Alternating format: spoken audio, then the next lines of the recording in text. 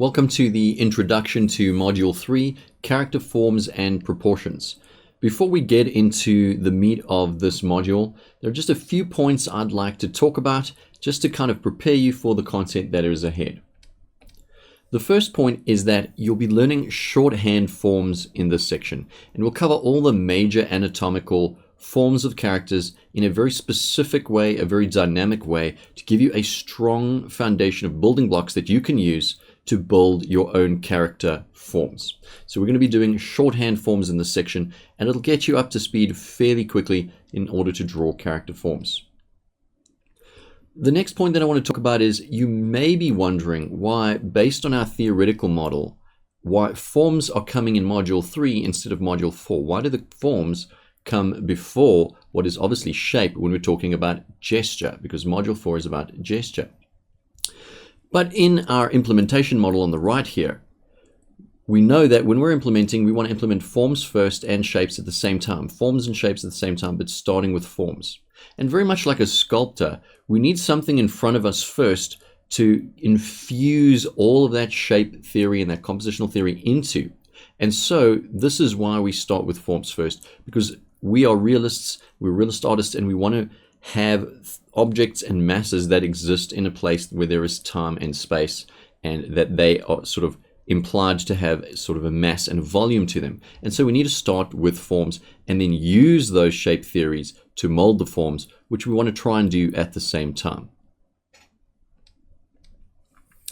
Third point is that this is a section, especially if you are still very early in your art journey, that you would want to revisit quite often. Just basically strive to really get the idea of drawing these forms and then applying the dynamism to the forms so that you can get those dynamic forms done. And you'll see as we move through this module, these concepts of dynamic forms will make more sense.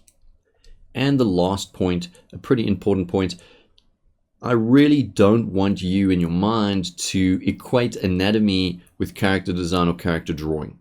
That's not to say that character design and drawing have anatomy in them. That's obvious they do.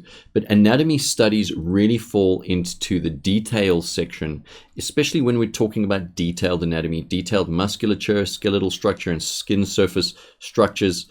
That's really something we want to only apply when we are doing the details or the refined drawing, when we've got our forms that are implied by the shapes down, right? So don't get caught up on anatomy and terrified of anatomy, because it is very complex and there are very many components to it. But at the end of the course, I do go through a really useful resource for you to help you and guide you on learning all the complex anatomy, which, to be honest, can be learned very much in a rote fashion or a parrot fashion. You really just do a lot of observational studies just to get those details into your system.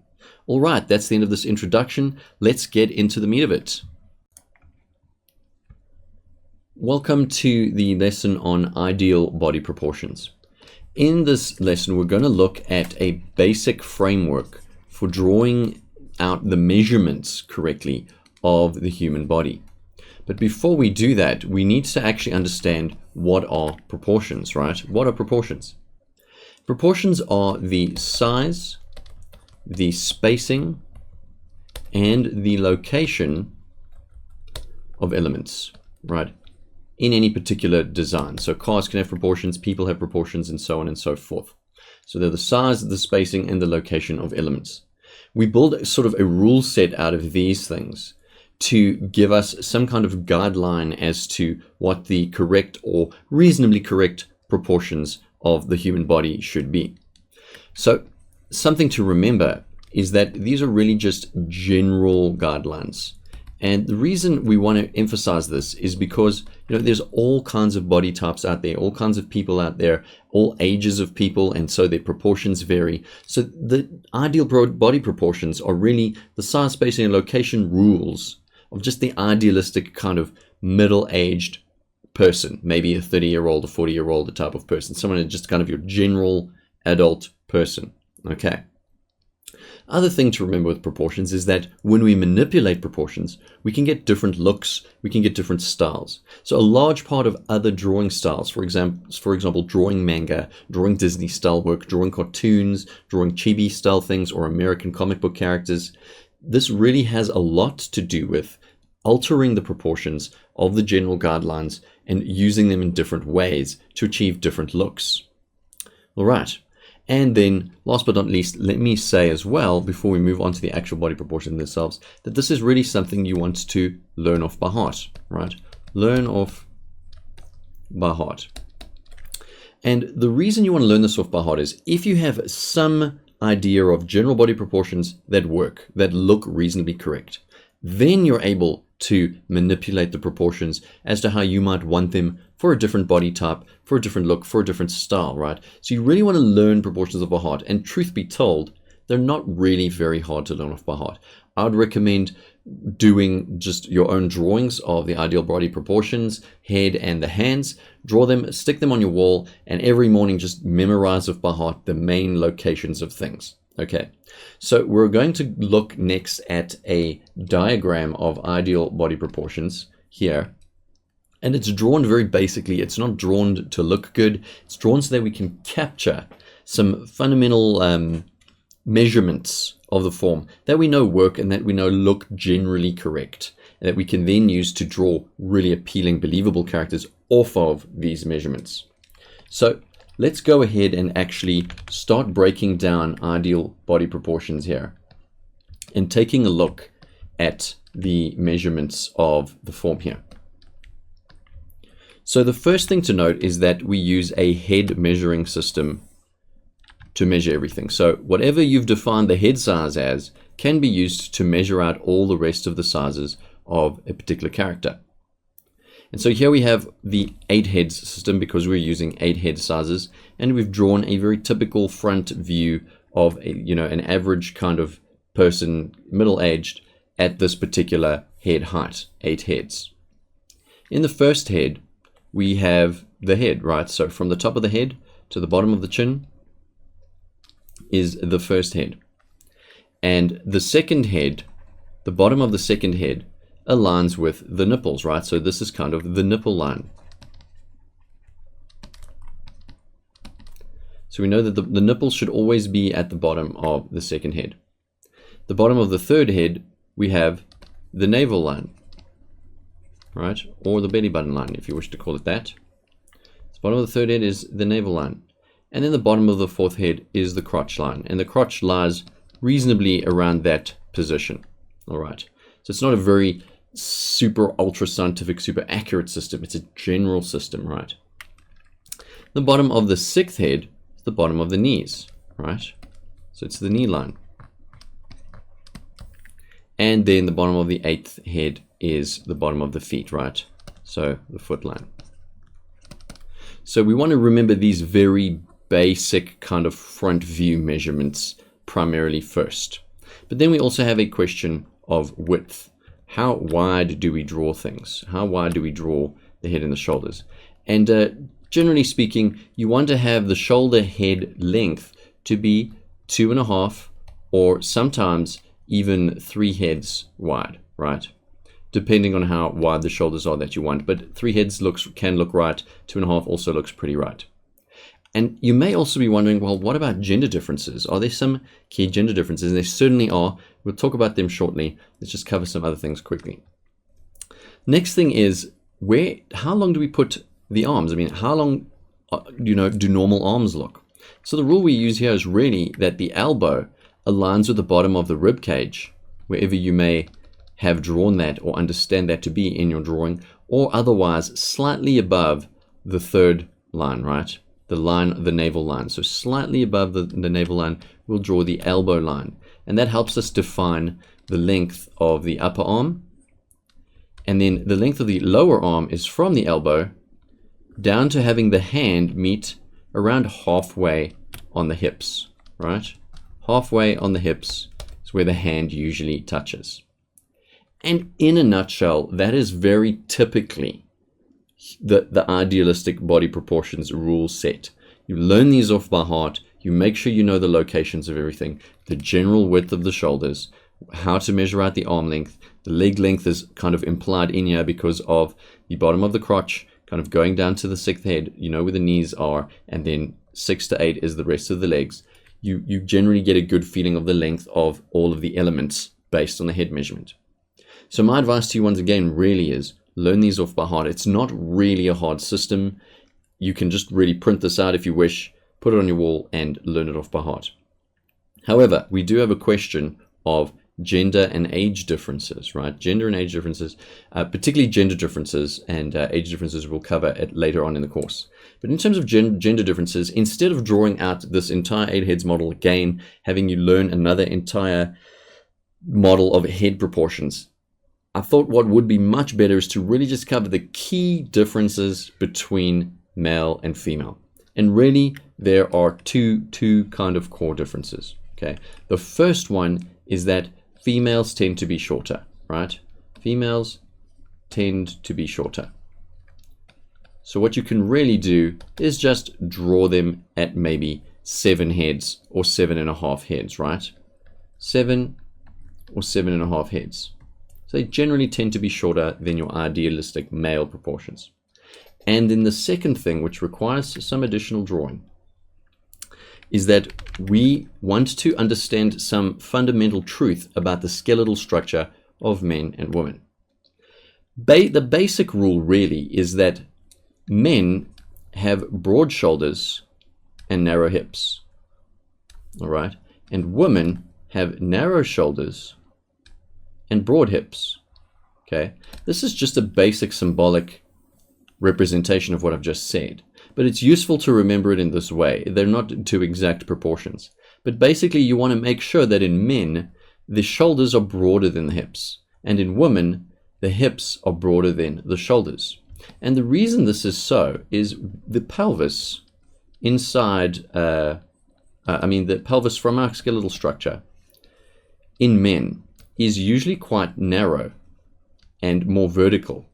And in women, the pelvis is actually very wide, right? It's wide to accommodate childbirth, right? So there's a kind of a typical drawing of the pelvis.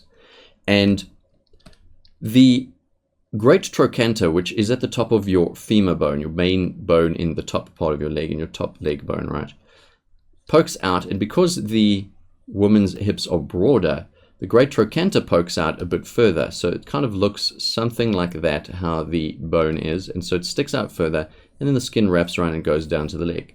Whereas with men, the pelvis itself is actually quite a bit narrower. And so the great trochanter doesn't stick out as far. And so male hips are narrower. And that is the end of idealistic body proportions for the human body. Welcome to the lesson on ideal head proportions. In this lesson, we're really going to learn just a very basic system of remembering the location of elements on the face to get a nice, normal kind of looking face and well-proportioned face. And how we start this is we just draw a very rough circle and put a line down the middle to give us a nice center line. We then divide the circle into 3 equal parts, and the bottom third dividing line becomes our eye line. We can then measure the space from the eye line to the top of the head and relatively duplicate it to finding where we can put our chin line, and then kind of drawing in just a very basic chin shape, right? Chin and jaw shape.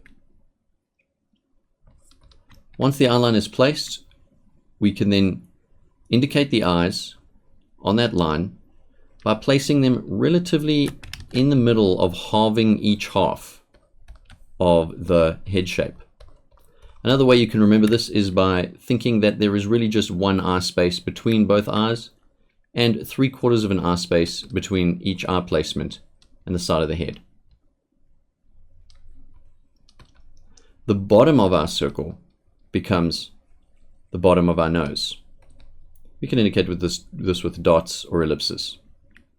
And then the space between the bottom of the nose and the bottom of the chin can be divided into 3. And the top third becomes our mouth line.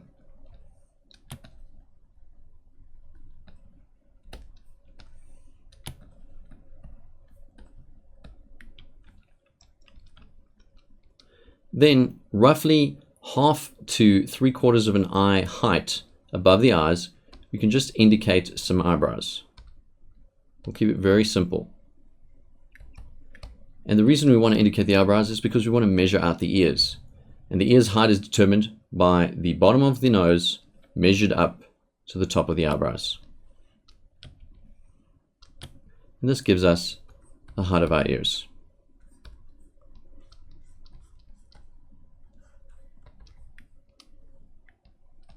And these are effectively general head proportions that make a good guide for us to achieving relatively normal looking, not crazy or weird looking heads, just relatively normal looking character heads. So let's look at these key locations one more time. We start with this circle, which really is reflecting the cranium. We divide it into two to get a nice center line for measuring, and then we divide it into thirds so that we can find our eye line. The bottom third line becomes the eye line, and then we duplicate the space between the eye line and the top of the head down to find our chin line.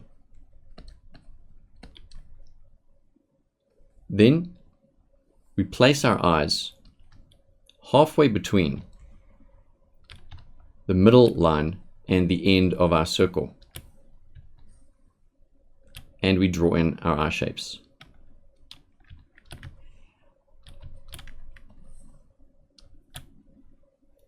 Noting that our eye shapes can generally be an eye's width or slightly more apart and 3/4 of an eye away from the side of the head, so that there is space on the sides of the heads as well as between the eyes.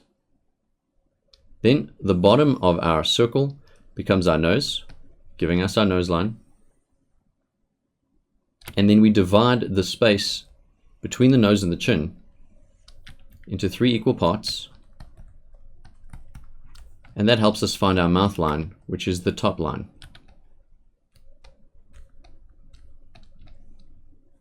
of that third division. And that's our mouth line.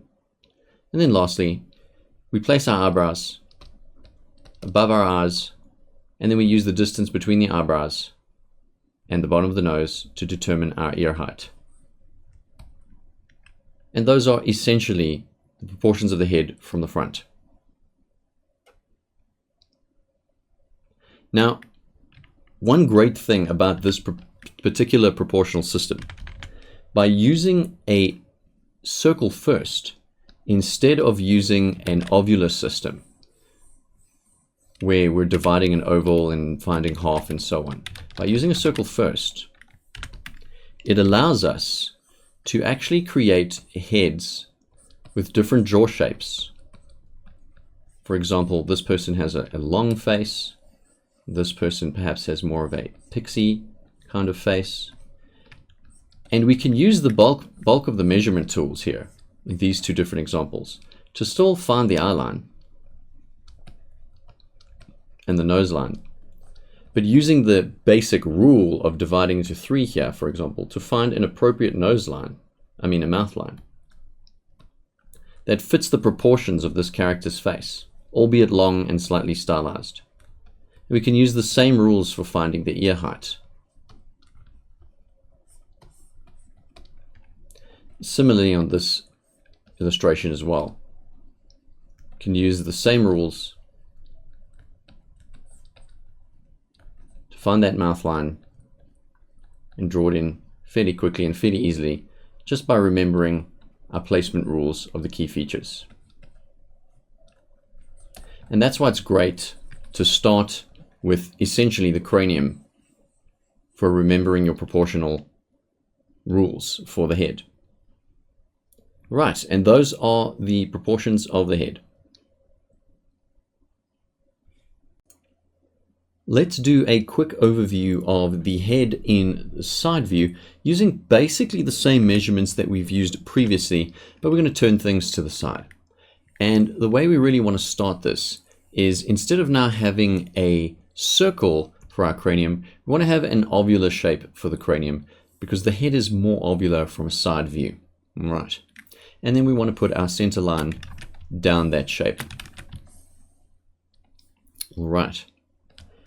Then divide the ovular shape into 3, just like we divide our cranium into 3. And that will help us find our eye line.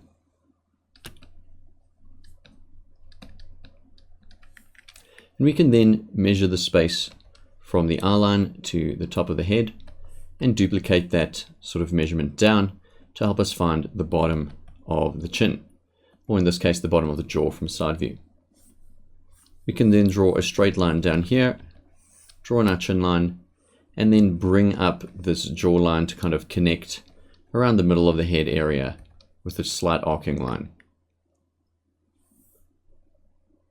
We can then divide the space from the center line to the front of the face into 3 sections, and we get a good location of where we can place the eye, which we're going to use just doing a simple V shape here. And then using the proportions we already know, we can take the bottom of the head here, bottom of the cranium oval shape, and find the bottom of the nose, draw the nose in, and then divide the space between the nose and the bottom of the chin into 3 and find our mouth line. The mouth line tends to turn down in a side view.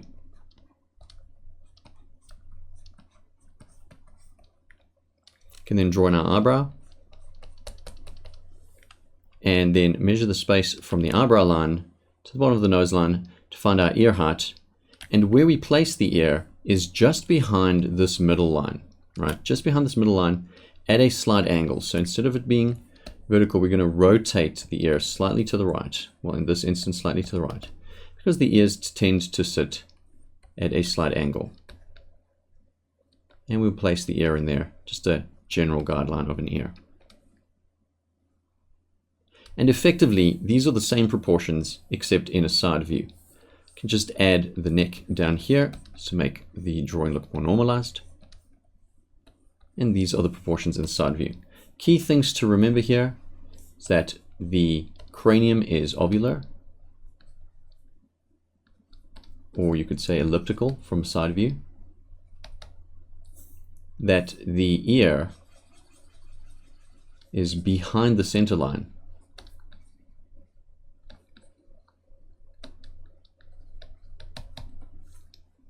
And that we divide this space into 3 for the front of the face, for the eye location.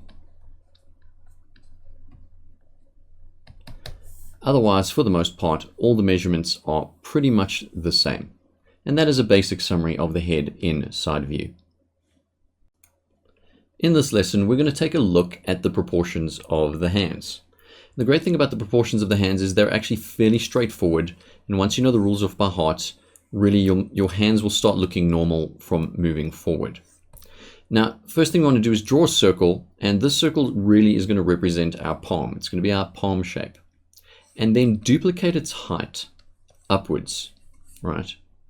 And this gives us our first big rule about drawing the hands, or the proportions of the hands.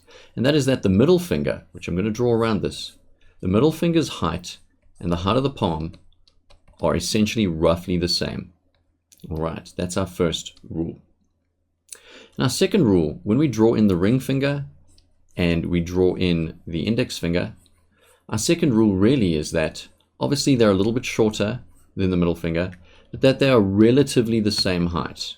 This is not always the case, but for drawing proportional rules, they're relatively the same height. The pinky itself then is just slightly shorter than the ring finger, sometimes significantly shorter, but generally speaking, not too much shorter. And then that leaves only one more finger to do, which is the thumb. And the placement of the thumb really falls below halfway of the palm.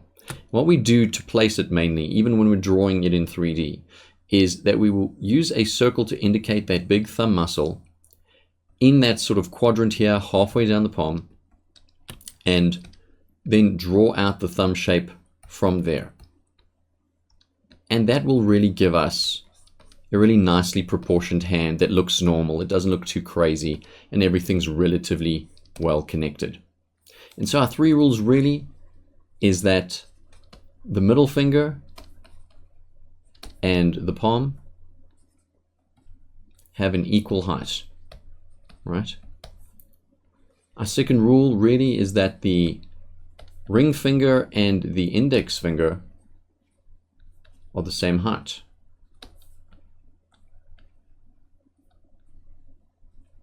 And finally, that the thumb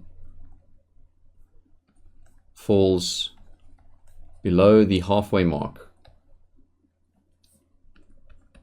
of the palm. All right, and those are basically the three main things to remember about the hand proportions. The key one being the middle finger height and the palm height, which helps make sure that the rest of the elements of the hand are, generally speaking, pretty normal looking and not crazy looking. And that's the end of this lesson. In this lesson, we're going to be talking about static and dynamic forms. And it's a pretty important lesson, and we want to get this concept into our minds before we move on to doing the forms of the body. Just like we have static and dynamic shapes that we learned about in Module 2, we have static and dynamic forms.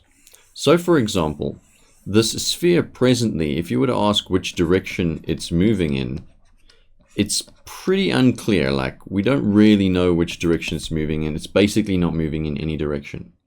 But if you were to imagine this as a ball of clay and we started bending it into some kind of weird shape, maybe narrow at the top, wide at the bottom, so we kind of stretched it out, we start adding directionality to the shape. And that then turns this 3D shape, this form, into a directional form or a dynamic form. So the form now has directionality.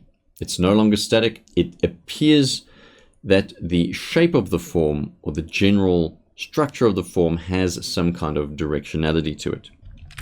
Let's take a cube, for example. If we were to draw a cube,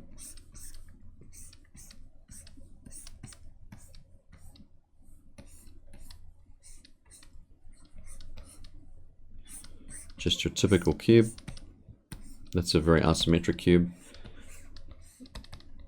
In terms of it, the directionality of its form, the form itself doesn't really have directionality to it. However, as we start bending and changing things about this cube, we can mess with its structure, really, and give it a sense of directionality by bending its sides and making it more malleable in a sense. So now the cube is kind of stretching back this way. Let's do another example. Cylinders in particular are something we will be using to do a lot of the elements of the human form. So this is a typical cylinder drawing. I'm drawing through here. We can imagine this is the back side of the bottom cylinder, and we can see the top and the front sides. If I take the cylinder and I start bending its components, so I'll make one side of the cylinder smaller and one side of the cylinder bigger, and link those two sides together, we now have a bend in the form, and it appears to be moving in a direction. Whereas this type of cylinder, once again, has no directionality. So in this instance, what we essentially have are static forms, forms that do not appear to have any directionality or movement to them, and dynamic forms, forms that do appear to have some kind of directionality and some kind of movement to them. So as we move forward into doing the forms of the body, you'll see how we take static forms and convert them to dynamic forms. And this is really to help you understand the basic form, and then how we bring that form into more of a believable living type of form, right? A more dynamic, living kind of form that moves and changes, as we have with characters. All right, let's move on to the next lesson. Let's take a look at the basic building blocks of drawing the head and the neck. So typically speaking, the head is really made of kind of two shapes, or you could definitely certainly draw it with these two shapes, where you have a sphere and you have a sort of triangular form. You can imagine this drawn through a little bit. and you also have a cylinder for the neck. And these really are our very basic form building blocks. That's not to say that you would draw these exact forms, but these are the forms, the basic forms that we want to understand to make up the components we need in order to draw the head. But using our knowledge of dynamic forms, we want to draw the sphere, which is the cranium of the head, draw that in. And instead of bending the sphere, what we can do is attach the triangular form over here to that sphere and have them become one, and it makes a very directional type of shape. And when we add the neck to the base of that sphere, we want that to be directional too, smaller at the top, slightly bigger at the bottom. And we then have a good form-based foundation of how to draw the head, where we're implying planes, the front plane and the side plane, and we also have the planes of the neck, the front and the side, as it rotates around. And additionally, that we're drawing at a rotation. So this head is facing slightly left, and it's not front on or side on. So when we draw front on, things appear to be very flat. We can't see multiple sides. And similarly, when we draw things directly from the side, they also appear to be very flat. And we can't see multiple sides. We just see the side, or we just see the front. And for the time being, as we're doing these form drawings and learning to draw these forms, we want to avoid front and side views for the time being and focus on rotations, and more specifically, what we can call three-quarter rotations, where we're rotating the form three-quarters left or right. That's not to say that you can't do additional rotations, but while we're learning, let's focus on drawing slight rotations to our forms so that they don't appear to be flat, that they appear to be 3D and dynamic. So let's look at a few more drawings like this, where we're thinking about the forms and we're imagining the different sides of the sphere, attaching that triangle shape to it, that triangle form, imagining the neck, cylinder, starting small, getting big as it comes, and it's going to eventually attach to the torso, and just getting a handle of these forms, feeling out these forms, imagining these forms, and particularly that they are dynamic forms. Let's do a different rotation. So what I'm doing now is I'm already imagining that this circle is a sphere. I'm drawing a contour line over it to imagine where I might place that triangle that kind of molds and becomes a part of that sphere, and imagining that form of that neck coming out just as a basis for the face. We can play with the size of elements as well to get different looks, particularly different jaw shapes. So perhaps I'll really bend that triangle now. Make sure I know the front and the side of this head shape and of the sphere. Imagine the neck, sphere behind these forms, the neck cylinder, mind you. And really just continuously stacking these forms together, these dynamic forms, and building head shapes. And really, these three components are the main components of, the main form components of drawing heads. Here's a top view. So basically, I'm just imagining attaching this triangle shape to the front of the face, but imagining that the eye line, for example, center line's running here and the eye line's looking that way, and I attach that triangle to it, and it tapers off as it recedes into the distance. And obviously we can't see the neck from a top view. And what might a bottom view look like? So again, we can start with the sphere and draw through. So let's say that this head is facing that way. The eye line is maybe there. Here's some other lines to help us grasp the form. And the small ellipse for the neck is there, and the big one is here. It's kind of bending up. And we want to attach that triangle piece to the front. And let's say that the base of the triangle really ends, you know, the chin shape here, if you wish, kind of ends in that kind of shape as it moves up to the face. And then our sphere just continues around. And we have the base, looking a bottom view from the neck, imagining these different planes: the bottom of the sphere, the front of the face, the side of the face, the bottom of the chin, etc.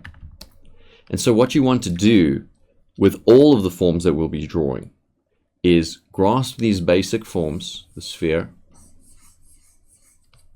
cylinder for the neck, draw out these just very basic forms, this triangular block component, longer or shorter, it doesn't really make a difference as long as the proportions make sense. And then add in those dynamic forms. So add in the idea that you don't want the form to be non-directional and static. So this form, certainly from the side, is directional here. It is directional from the side, although its front plane is really a square, so it's not really directional. This is not directional, and that is not directional. So what we want to do is kind of, how can we make these forms directional? We have our sphere. It in itself is not directional, but we mold this triangular block to it. We're giving this form a sense of directionality, right? It's kind of pointing downwards. You know, its overall 2D shape is something like that. And so there's a directionality in it. And then we want to also bend the cylinder for the neck in such a way as it has directionality too, starting small at the top and bigger at the bottom. And then the next directionality is actually kind of pointing up, right? And we will get more into detail as to why we might want to have directionality in human forms. And there are very specific reasons why living things should have a sense of directionality in them. And this is why we want to bend these basic forms and not just leave them static. All right. So hopefully this is a good overview for you of really the basic forms of drawing the head. Just do it once again here. See, I'm bending the forms. This time I'm drawing the sphere first, adding the neck, and then molding on that triangular piece. And having us kind of feel out these basic forms. Now, once we've got the basic form down, we can then take the basic form and add just very kind of standard, simple skin overlay onto it using what we know about overlaps. So I'm going to work in 2 layers here. Do the sphere, slight rotation to the left, mold that triangular shape onto it. Let's make it not that long. Let's make it a little bit shorter so it ends there. Nice center line down there helps me to feel the form. Might as well drop in the eye line, third down the sphere. And get that neck sphere going, neck cylinder going. Drawing through to help me feel the form. It's not quite centered on the neck there. It's not the end of the world. And once we have this, using what we know of proportions, we can then actually add in some features. So I'll just use some ellipses for the eyes. Thinking about perspective, putting in the nose. Dividing this into 3, finding the mouth line. And then kind of pressing a little harder and getting these lines in to kind of imply the skin surface. And thinking about overlap here, line weight as well, and having the neck taper down, giving us a basic skin surface to the forms. And really, if you have strong forms, adding the details to the forms is relatively easy. When we think about the triangle, right, our theoretical triangle, let's change the weighting here. You know, it's generally weighted so heavily for shape, and that really is just the 2D iconographic shapes of what we're doing. And then forms, and you know, even more so than that, I want to just change the shape a little bit more just to kind of emphasize the point here. You know, it should be something like details occupy that much of the space, forms and shape. Because the details really are just the details. If the forms are there, people are already then geared to seeing the 3D in what you're drawing. Right? They're geared to seeing the 3D in what they're drawing. They already buy into the 3D nature of what you're drawing. And the fact that we're adding directionality to our forms already means that we're showing some understanding of living objects. So when we do a form of a head in this particular way, there is an implied life in the way that we're thinking about the basic forms. And to the viewer, it's something that they just kind of, they understand. They'll get it. There's something about how we're creating these forms and bending them with that directionality that implies a sense of life and understanding versus a more amateurish understanding of form where, you know, things are very blocky and robotic and flat. And sure, they may still be understandable, but there's just a lack of believability in the lifelikeness of the forms. So this is really just, you know, me not adding in the directionality of the forms and not really connecting anything and just keeping it very static. It looks very robotic and very dead. All right. And so what you can do really is using those basic form knowledge for the head and the neck.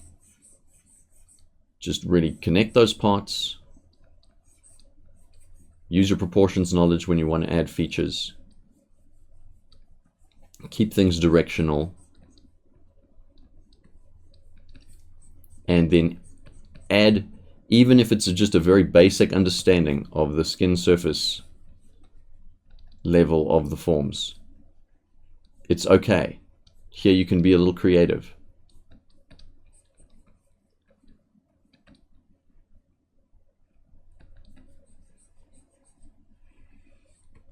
And you really can add just a very simple skin surface details and have something that looks relatively decent without too much work because the forms are so strong.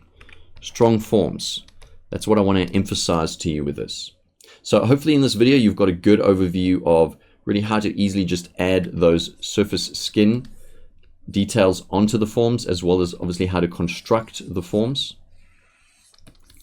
And don't forget all the things you've learned in Module 2. This is especially important.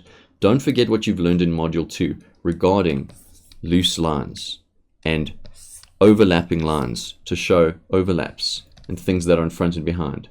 And also adding line weights to show that this jaw, for example, here is overlapping the neck. The very, very basics help you to just get that believability when you're adding the details onto the basic forms. All right, let's move on to the next lesson. Let's now take a look at how to draw the chest, the abdomen, and the pelvis, or the pelvic forms. So when we think about the chest, a good basic starting point is really just a rectangular kind of block. just to get the bulk of the mass. And for the abdomen, what is pretty good to use is a sphere. And then for the pelvis, a very basic shape could be some kind of triangle, upside down pyramid, should I say. Something like that. And when you connect them together and you kind of scale them correctly, you get something like this.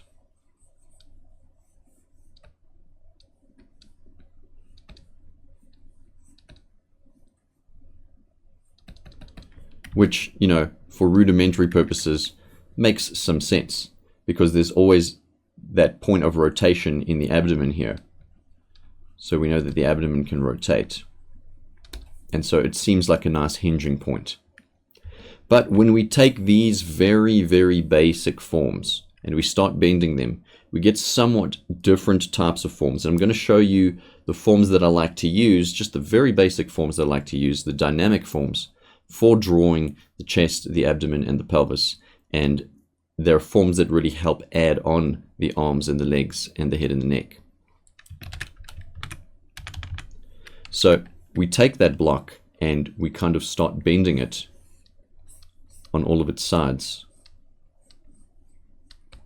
And I've taken some cues from the rib cage, and I add this V shape to my abdomen, very much like that.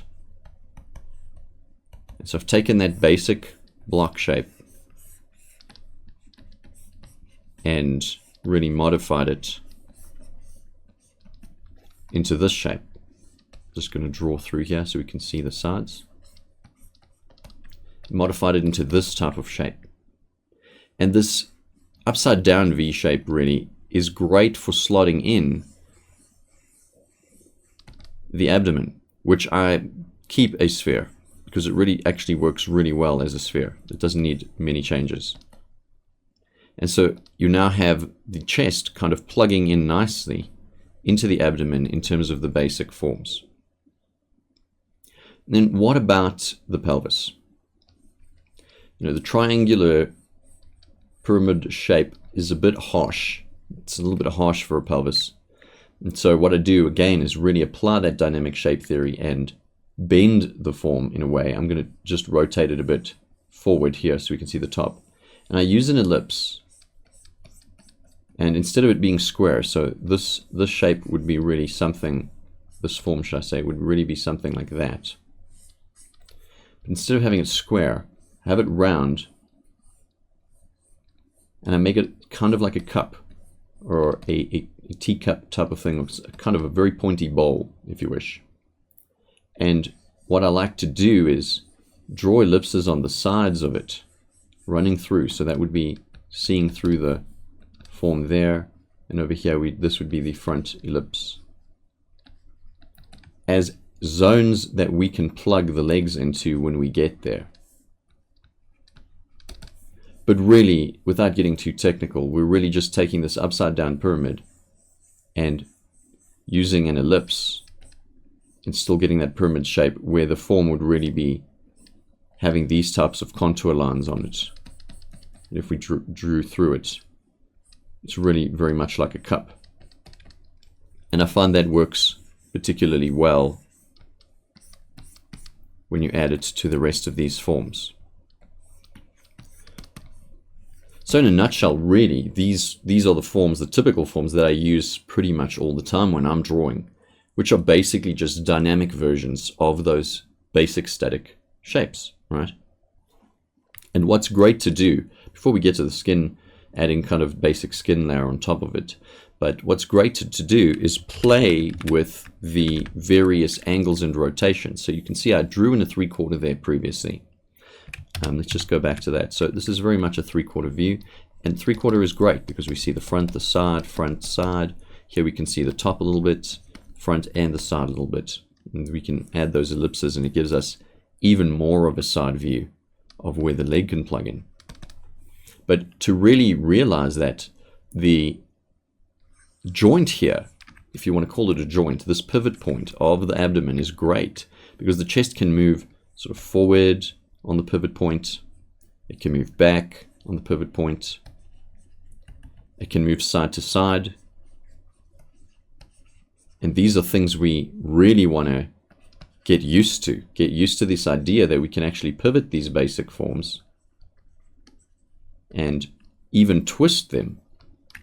So let's look at some form examples of those very things.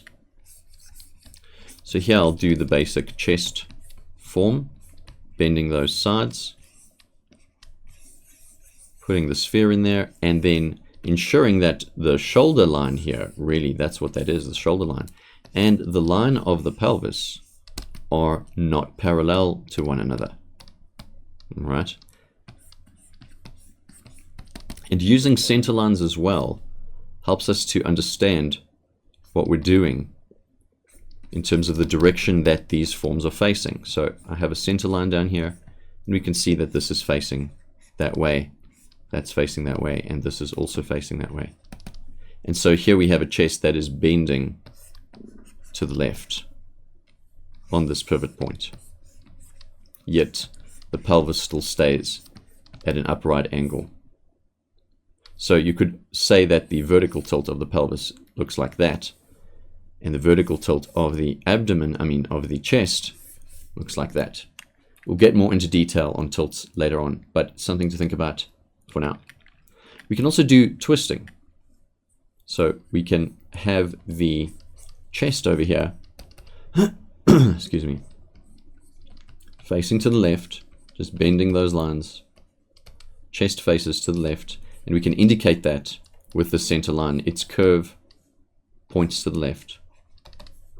All of its curves really point to the left. Put in our sphere.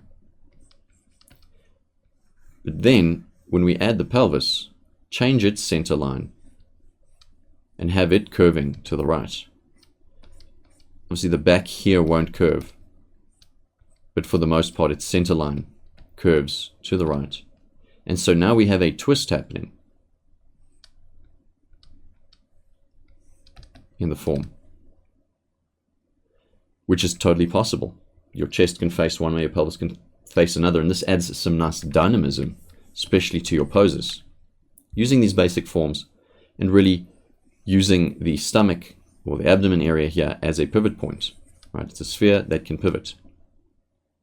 So we can bend it, and we can twist it, and we can also just draw it front on, not front on, just basically all facing the same direction.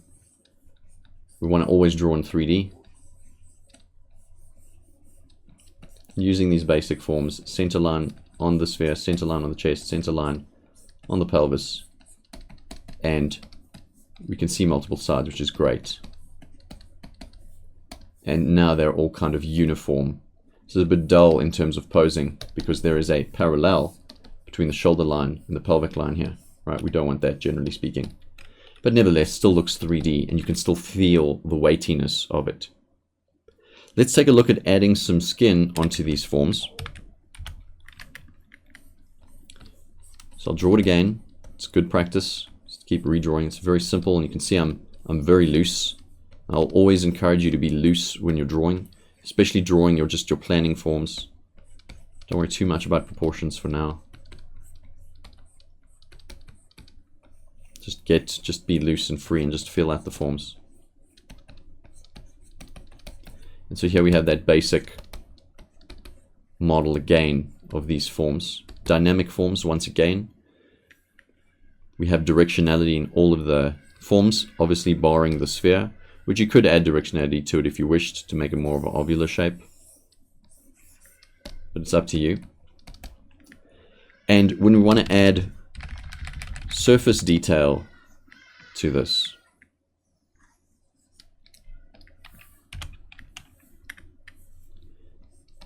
our basic surface detail is really that's the top there, and we come down to the side, kind of follow the forms just in a basic way.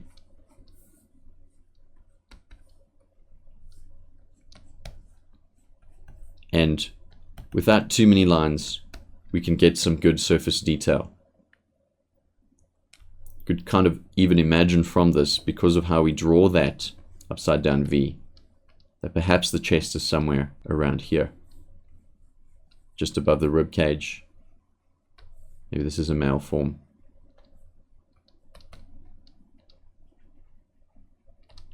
We can very easily get that form with, you know, and if you really look at these lines, they're not crazy detailed lines. They're just, you know, a line there and it goes straight down. Why? Well, we're kind of sticking to the general idea of the skin going over these forms, right?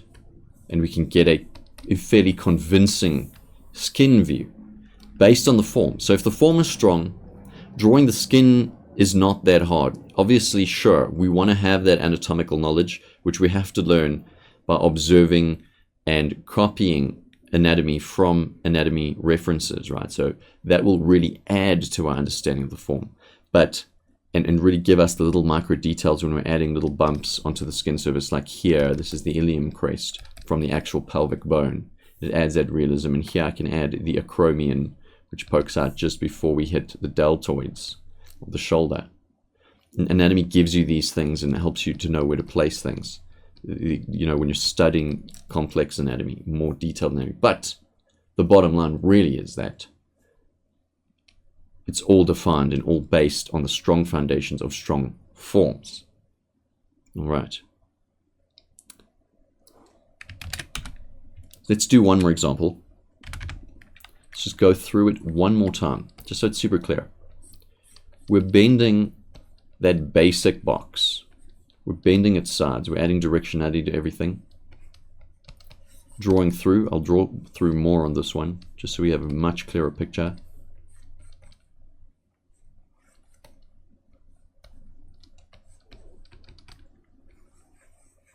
Adding that sphere for the abdominal area.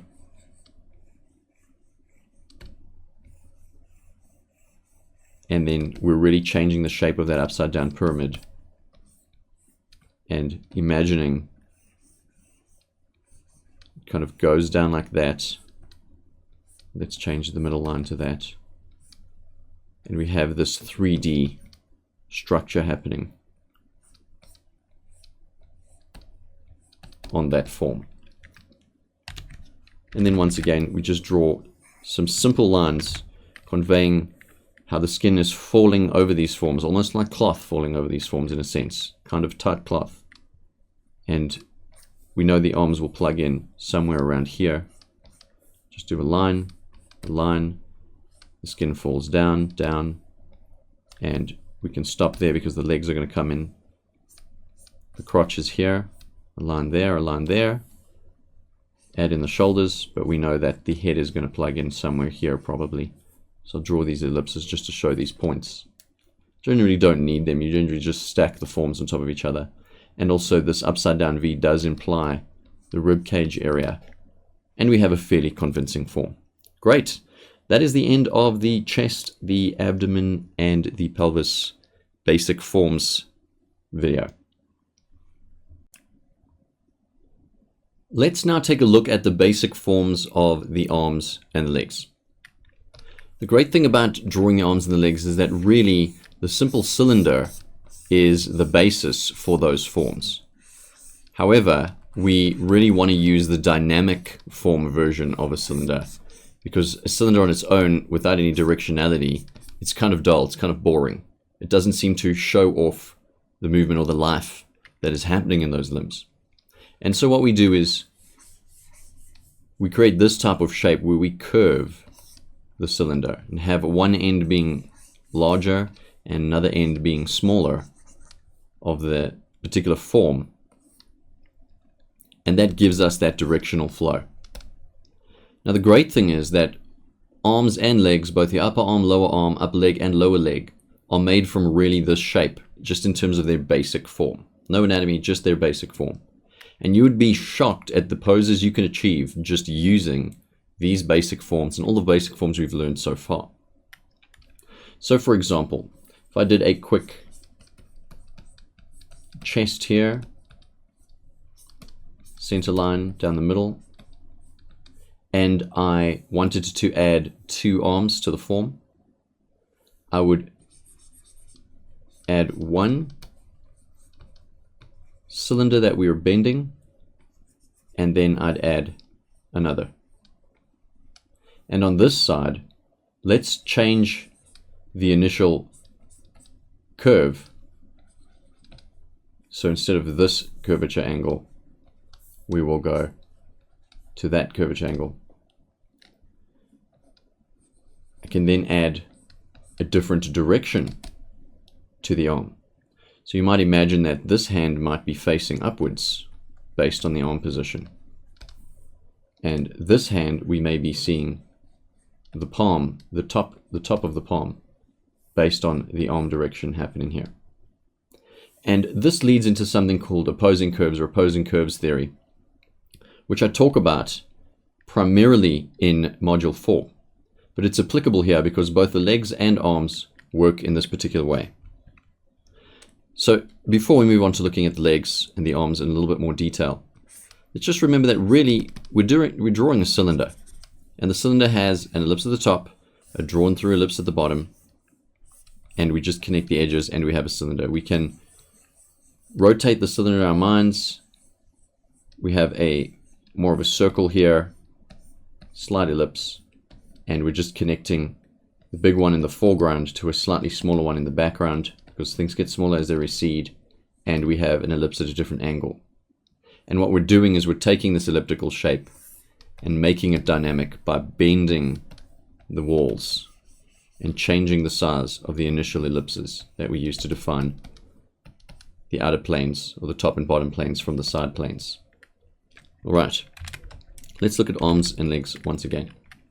Now, we've studied the proportions, so hopefully you've been getting your work done on learning them off by heart, because they help you measure out how long the arms should be.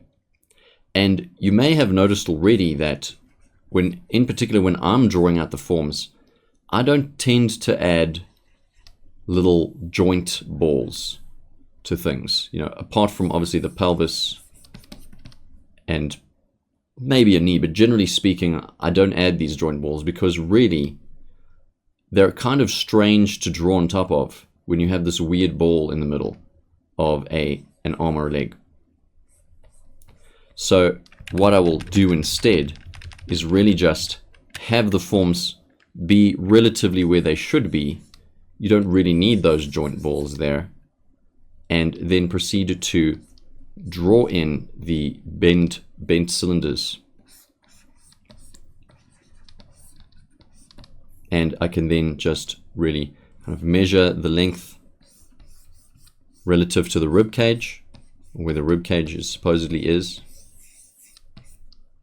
And then, these are just measurement lines, and then draw in the forearm, which is once again just another bent cylinder. And when you start trying this, you'll see how relatively easy it is to get fairly convincing looking arm forms with just these very basic shapes. Very basic dynamic 3D shapes. When it comes to the legs, using that same pelvic or pelvis shape that we used before, kind of like a cup. Similarly, again, I don't really use these balls to connect things, though, of course, if you feel comfortable doing that, by all means, go for it. But I tend to just draw the ellipse nearby and bend the form out, bending those cylinder shapes. And let's make this just a little bit smaller to add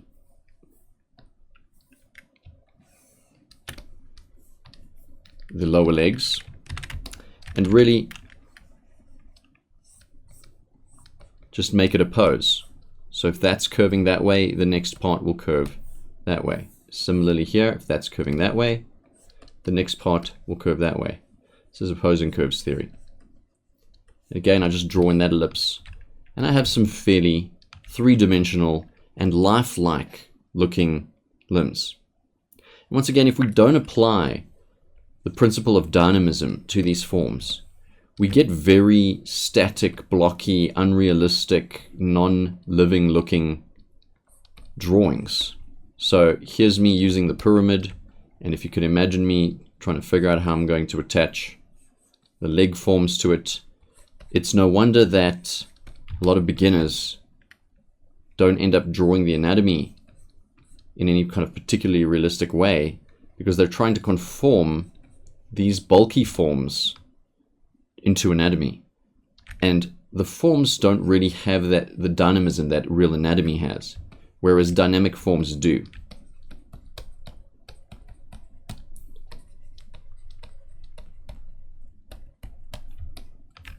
So I know I'm reiterating this, I know I've said it before, but I really want you guys to understand how bad this is for drawing, that we really want to stick with the dynamic forms, particularly, especially in character design. Industrial design, it's a different story.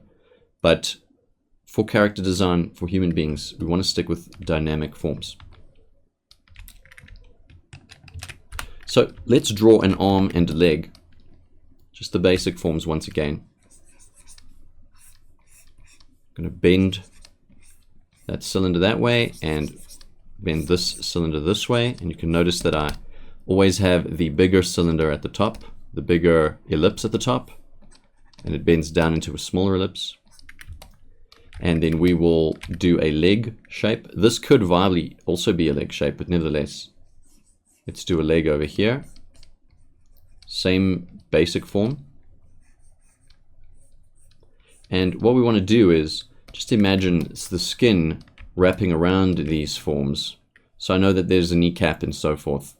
So what I can do is just add a line, indicate a knee, just use a very simple shape for that. It's kind of like a very broad V in a way, sideways V. Follow the form down. And I have perhaps not a well proportioned, but certainly convincing enough leg. Lacking in, of course, minute anatomical details and certain kind of anatomical lines and bumps and things, but nevertheless, for our purposes, totally fine. Same thing with the arm. We know there's an elbow around here somewhere, which is, it's not the same as a kneecap, but it does protrude from the skin in a similar way to the knee. You can put the elbow there. Follow the lines of our form.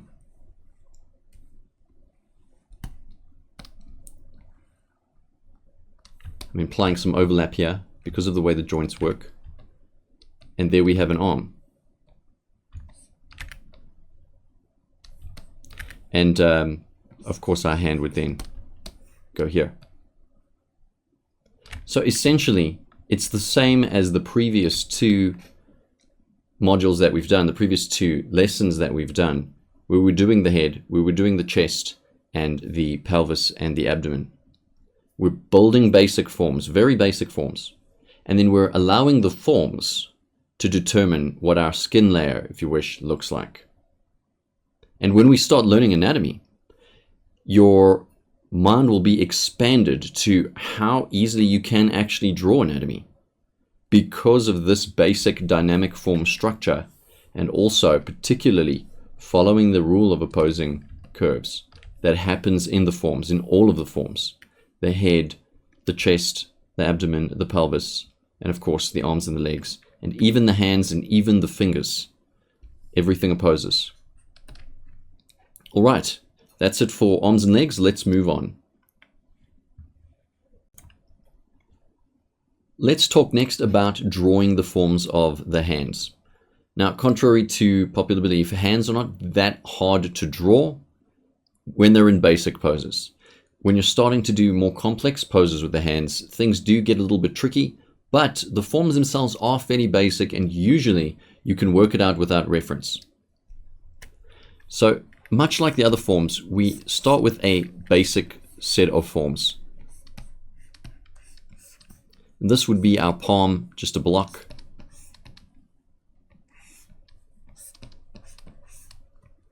And for the fingers, we'll use cylinder shapes.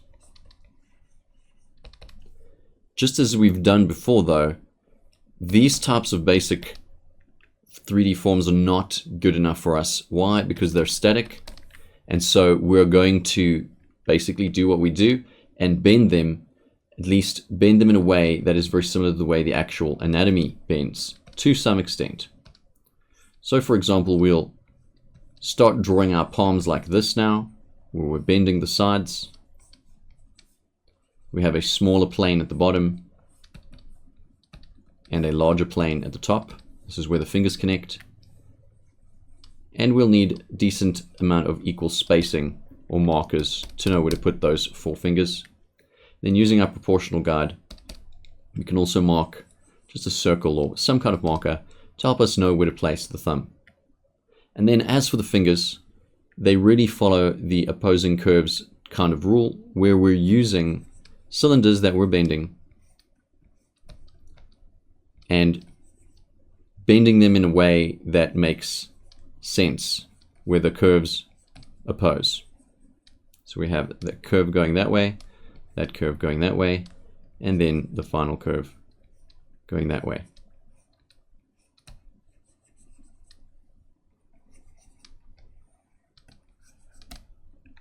And that is how we can get our finger shapes going. Just as an anatomical note, the fingers generally have 3 parts. I say generally, depends what you're drawing. You might be drawing a crazy alien or something like that. But as for human anatomy, the fingers have 3 parts. It's definitely something you want to always keep in mind. It can be very easy to make them 2 or even sometimes 1 part.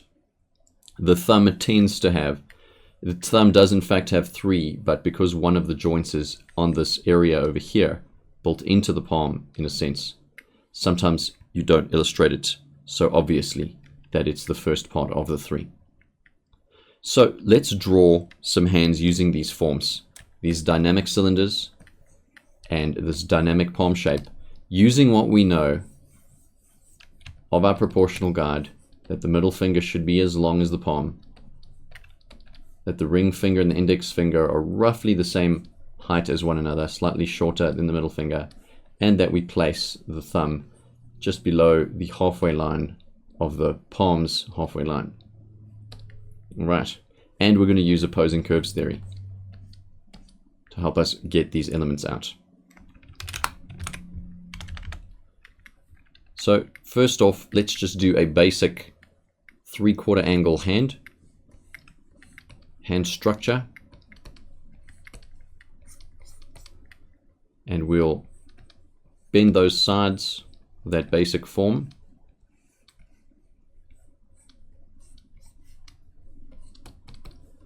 Can just mark our finger locations, put our thumb there. I usually draw effectively a sphere here, but it doesn't jut out fully like a sphere. It's almost like a half sphere jutting out. And I know that I want to attach my thumb there, probably somewhere there. And the fingers generally oppose first at this angle from the palm before they move on to the other oppositions. So that's useful to know. So if this were a side view of the hand usually would be moving up like that, then the knuckle, and then the fingers moving out at that angle.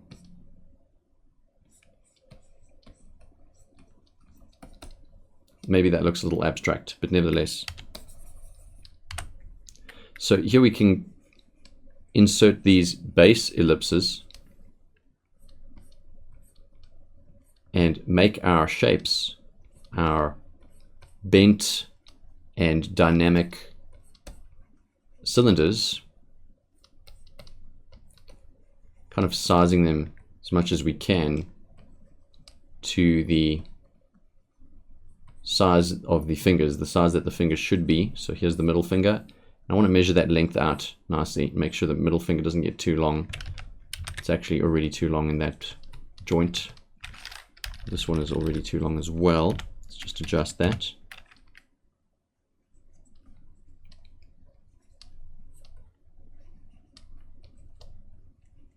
Pinky's one, second one is actually around there. And then ending off the shapes with these small opposing cylinder posing curved cylinder shapes. So I'm being very rough with this. But that's fine because it's the structure, it's very important. Draw clear, don't draw clean. Let's get a lot of clarity in there. All right, and maybe this edge of this palm extends a little too far out. Just adjust that shape a little bit.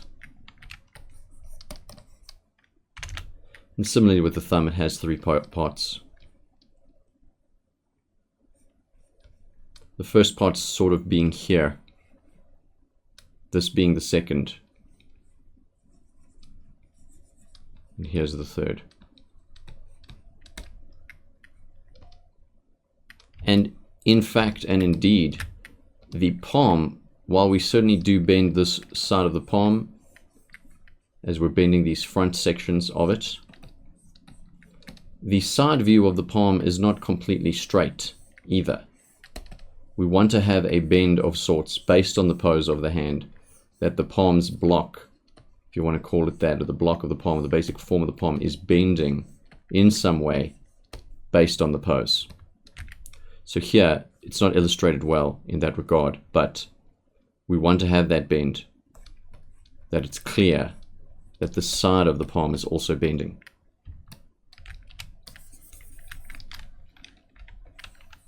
Right.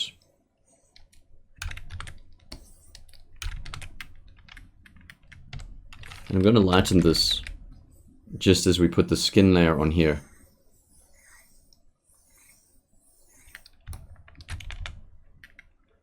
Excuse me. And we can then use these forms to inform the skin layer.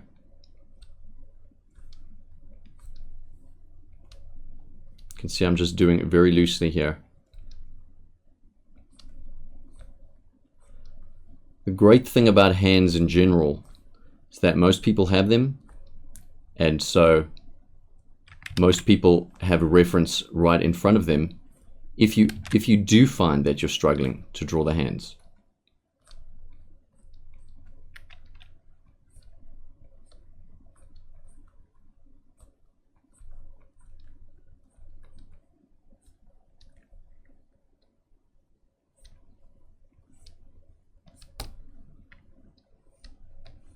Just really following those form lines.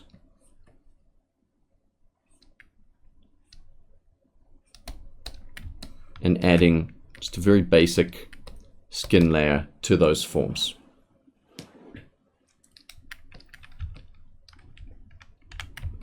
Now, the beauty of understanding the basic forms that we're adding dynamism to, so that we're drawing with dynamic forms, the beauty of understanding the basic forms is that we can rotate these simple shapes much more easily than trying to rotate complex skin layered, muscle layered hands. It's very complicated, and it's even overwhelming to try and think about, how am I going to rotate in space something so complex as a hand? But when you're only dealing with these curved cylinders and a palm, that you're just really bending a block at different angles, it becomes a lot easier to imagine the other sides of these objects. For example, if the hand were facing us, we might draw something like this. As it recedes, these are the areas for the fingers. Maybe the thumb ball starts here, still following our proportions. If we were drawing a hand, the back of a hand, for example, it's really just the same as the front. We're just not going to see all the same details that we'd see in the palm, etc.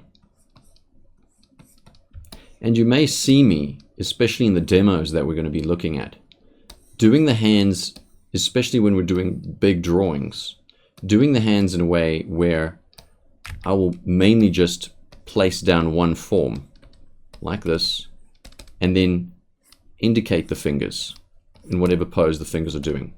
And you can certainly do that, and just really make sure that the proportions are matching.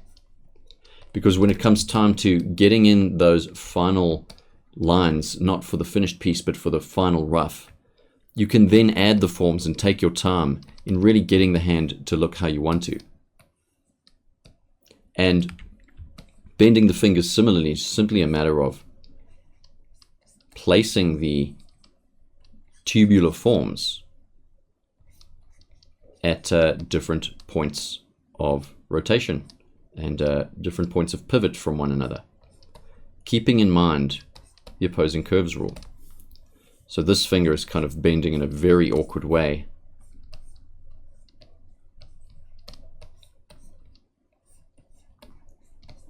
But certainly a possible finger pose, if a little bit exaggerated. Perhaps the finger's pressing on a table or some solid surface.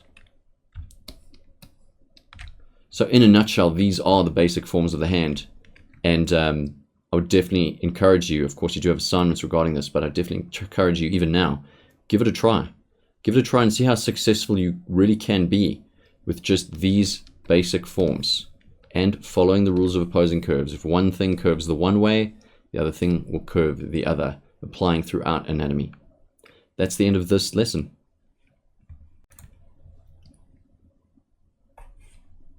In this lesson, we're going to be looking at the basic form of the feet and how we can approach drawing the feet in a fairly straightforward way. The fundamental form of the feet really is a pyramid type of shape, very much like this, where the back of the pyramid shape is slightly offset. So from a side view, we get this kind of look. However, the foot has a few pivot points on it, which forces us to split this basic shape into sections. The individual toes themselves can pivot, they have a single joint. The front section of the foot itself pivots when you bend your feet, when you stand on your tippy toes.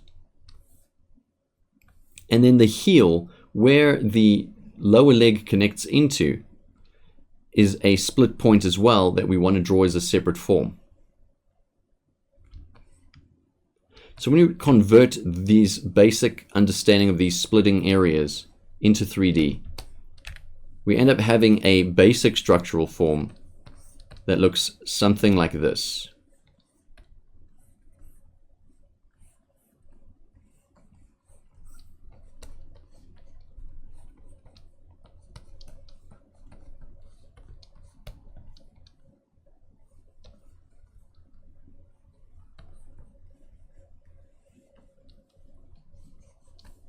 And I'm just drawing through here so that we can see all those planes.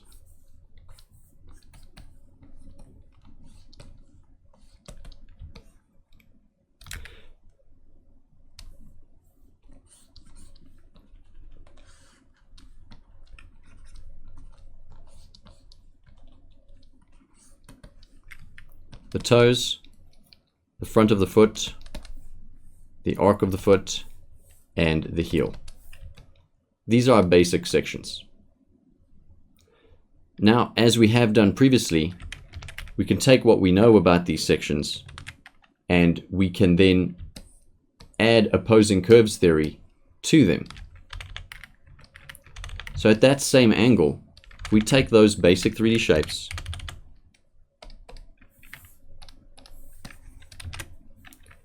we can then say to ourselves, well, there are 1, 2, 3, 4 sections. So we want to get 4 sections down and we want to start adding dynamism to them.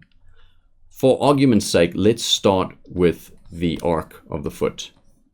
The arc usually always bends down at this kind of angle. So we'll put in our arc there and bend it at that angle. Because the opposing curves says that the curves need to oppose, means that the heel is bending more at this angle.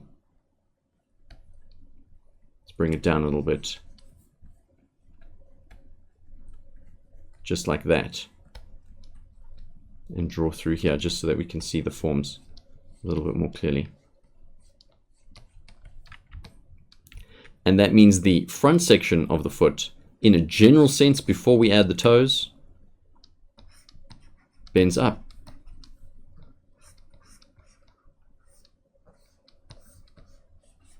And most of the time, you'll probably end up drawing feet, unless you're doing a really close-up of feet or you really want it to be hyper accurate. Most of the time, you'll end up drawing them in this particular way. The opposing curves will move in this order, down, over, and down again. However, when you do get to toe level, technically, because the curve opposes up here, the toes themselves end up folding inwards, as they do in reality. And then we know that the toes go from small toes to big toes, so we add the necessary dynamism to our shape to indicate that. Put a line where that pivot point is, and then we can fold the toes in.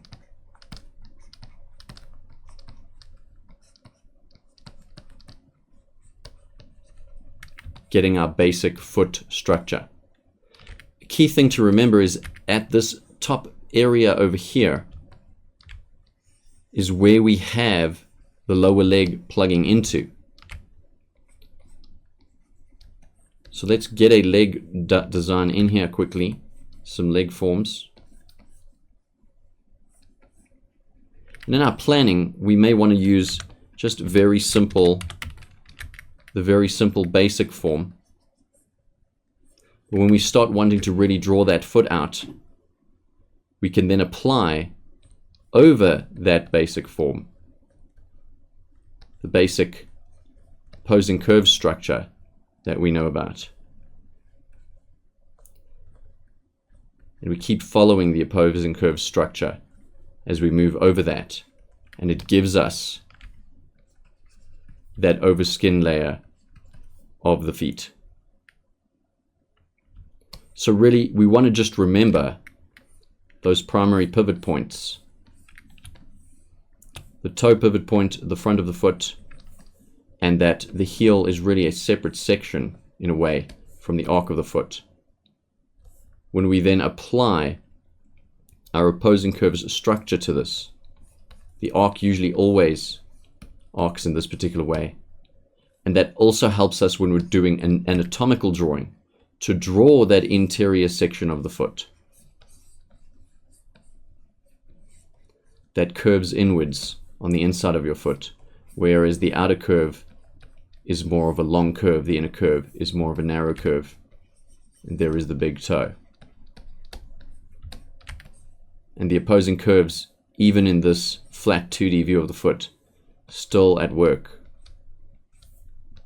in the anatomical forms.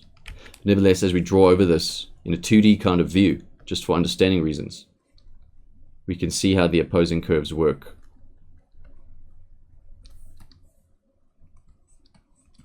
And how, especially here in the heel, how that translates to when the foot, the lower leg connects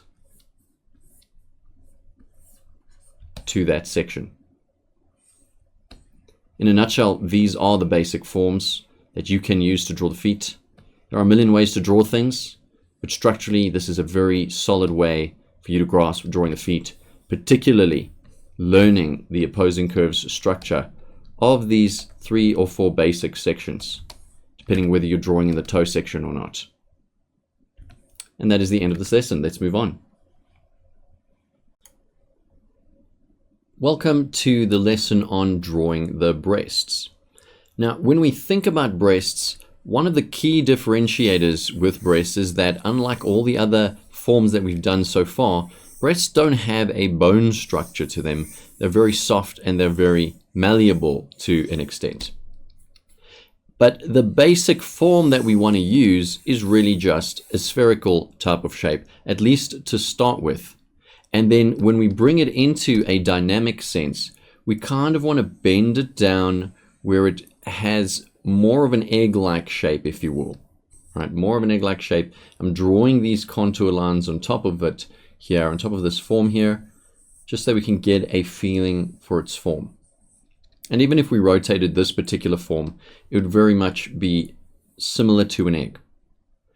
But due to how malleable the breasts are and how soft they are, when they fall onto a surface, such as the chest, they tend to flatten out at the bottom where they touch that flat surface and have this type of appearance where we've got these curves that then kind of flatten out here. I'm just going to over enhance it here, that they really flatten out. So a good way to think about breasts when you're drawing them is to kind of imagine them as if they were water balloons to some extent. And the way that a water balloon might react when a hard surface is pushed against it, or it is resting on a hard surface, like the breasts rest on the chest. So now that we have this basic, very basic understanding of the form, let's look at some techniques of adding the breasts on top of our basic chest shape. So here is our dynamic chest section. We'll just draw through these sections as well, just so we can feel that form out nicely.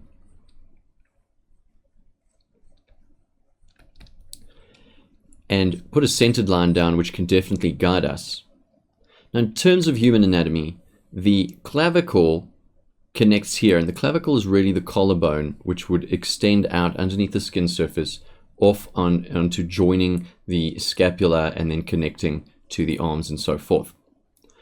And the clavicle has this little indentation in your neck, which you can feel. If you put your fingers just below your neck, you can actually feel where your collarbone joins.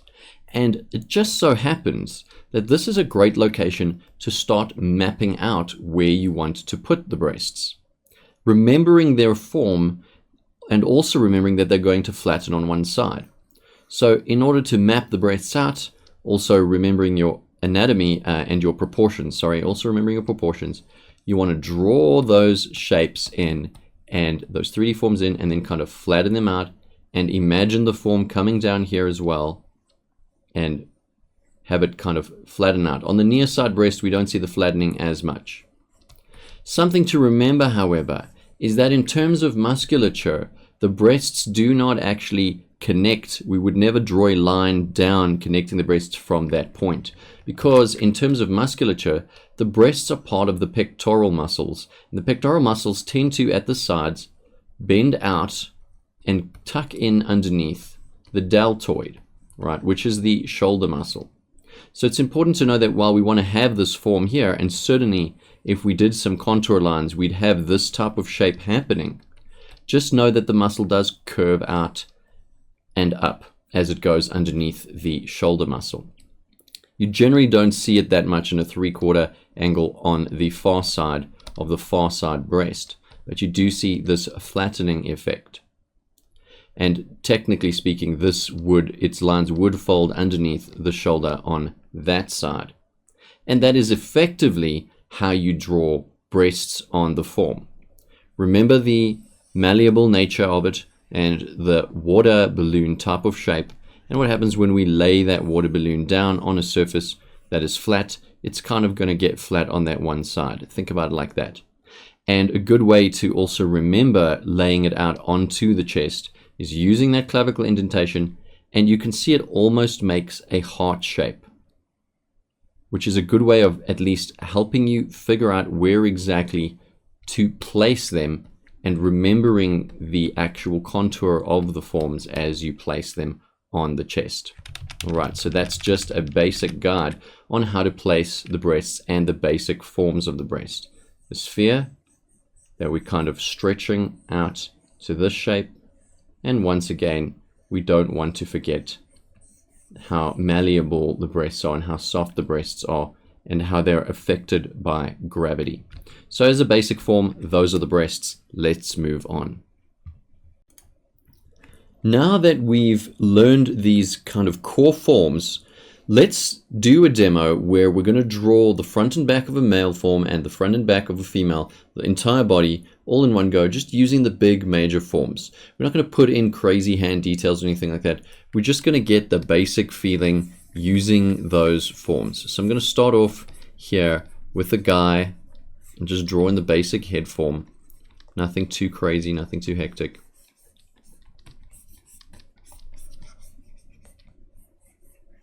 Drawing his chest, kind of imagining the proportions as well so that we can make sure he's relatively proportionately correct. So I kind of draw the heads over sometimes to measure.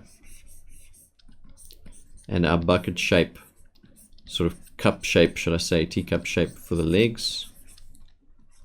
Drawing the cylinders for his arms.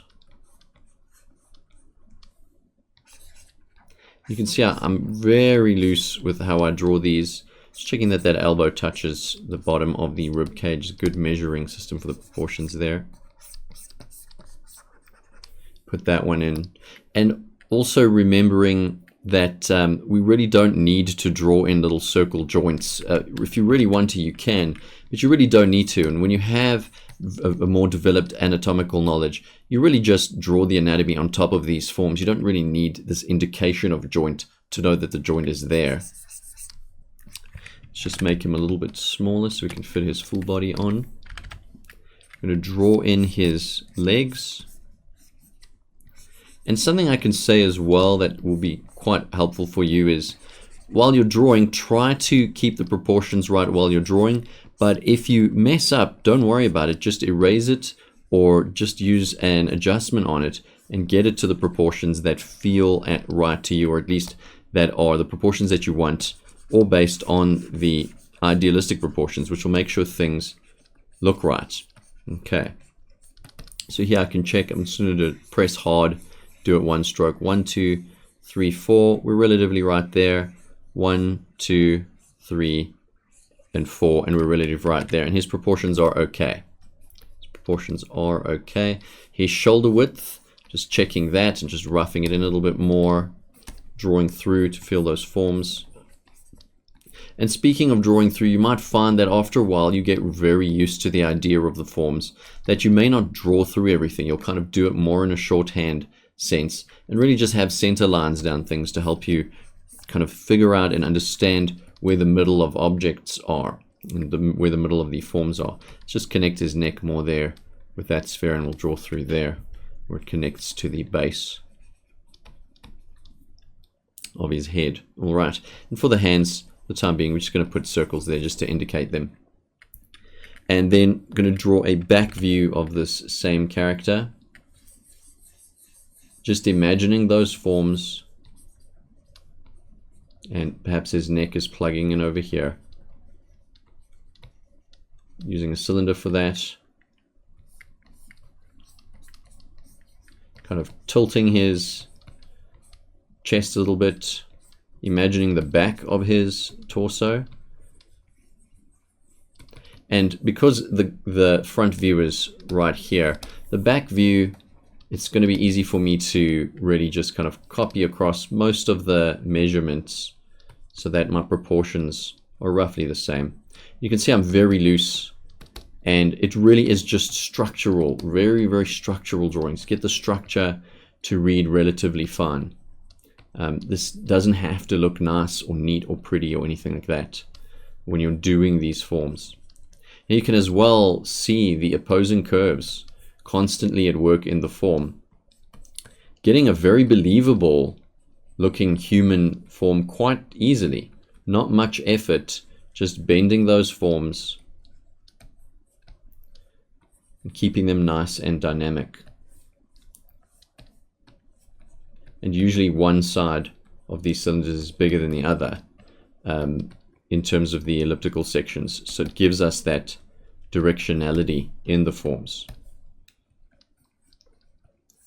And using our understanding of opposing curves to just oppose, just make the legs oppose one another.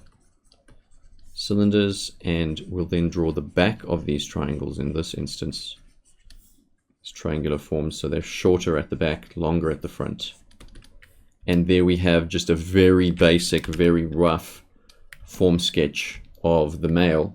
Let's do a female version, and just before we leave the male version, let's just label this as male. Just before we leave the male version, let's not forget that kind of key rule of having broad shoulders and narrower hips on the male, right? Broad shoulders and narrower hips on males.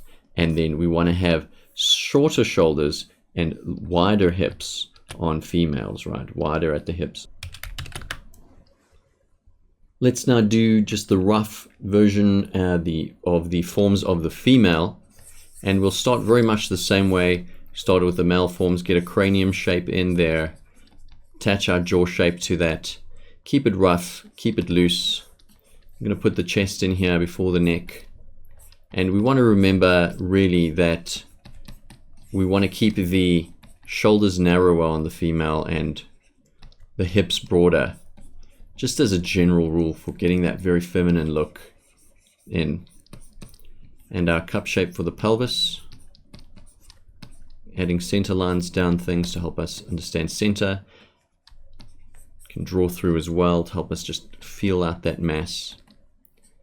And then give her broader hips here, really get her hips to come out more broadly than the males. And really it's just these very simple forms with dynamism applied to them that lets us get to that level of believability when we start adding the details onto the forms. And just drawing in those basic building blocks for the feet.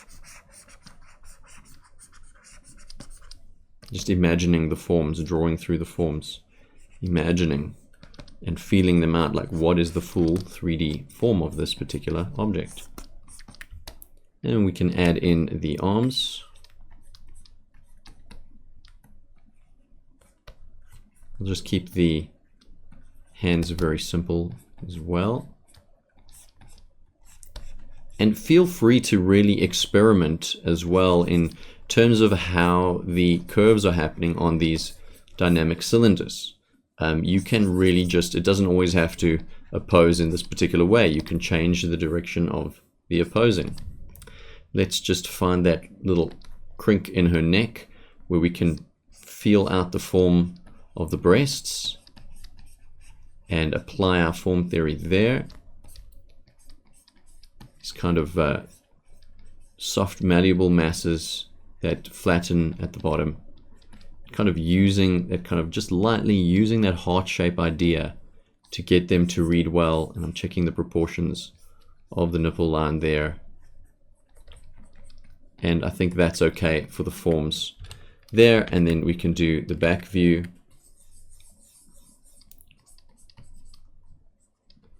And really it's the same structures. Here we will see the neck more because of the angle.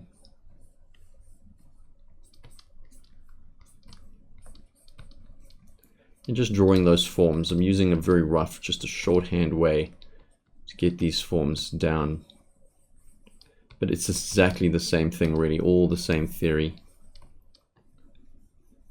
Get the pelvis in. Plugging in the arms. You can see I also do this very quickly, and really speed comes with time, with practice, but I would always encourage you to just try and draw fast as much as you can. Especially with construction, there's no need to draw slowly. Your hand is really just making marks. I mean, there's not much to putting the pen down and swirling it around a little bit. So just in terms of construction, let the theory guide you, and just be quick about it, and build the construction that you need, and be messy and be loose, because construction sites are messy, and people building great things usually a messy process. It's not usually this pristinely perfect step-by-step wonderful thing. It's, construction sites are messy.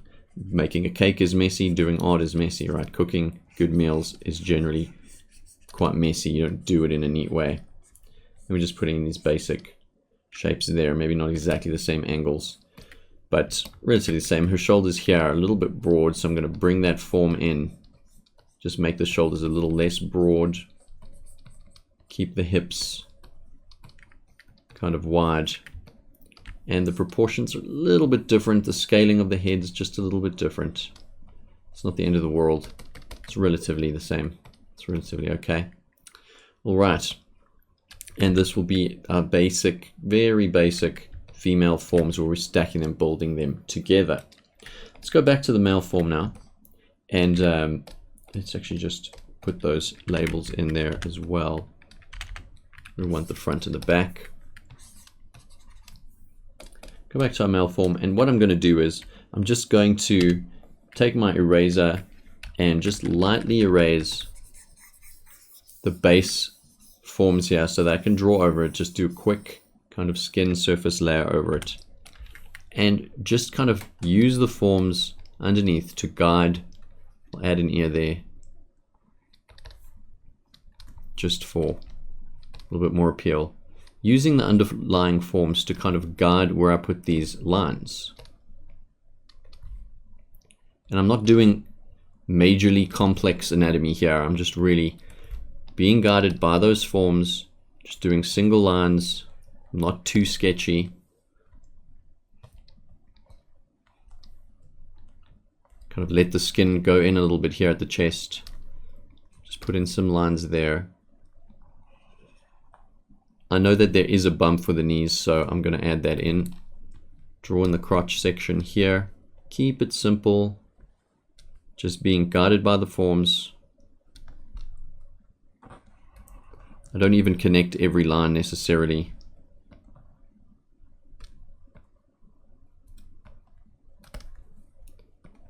And using my knowledge of how the opposing curves work at the feet just to guide me in doing the skin surface layer here. And the hands we won't worry about too much. Just kind of indicate them a little bit. And we'll do this back view.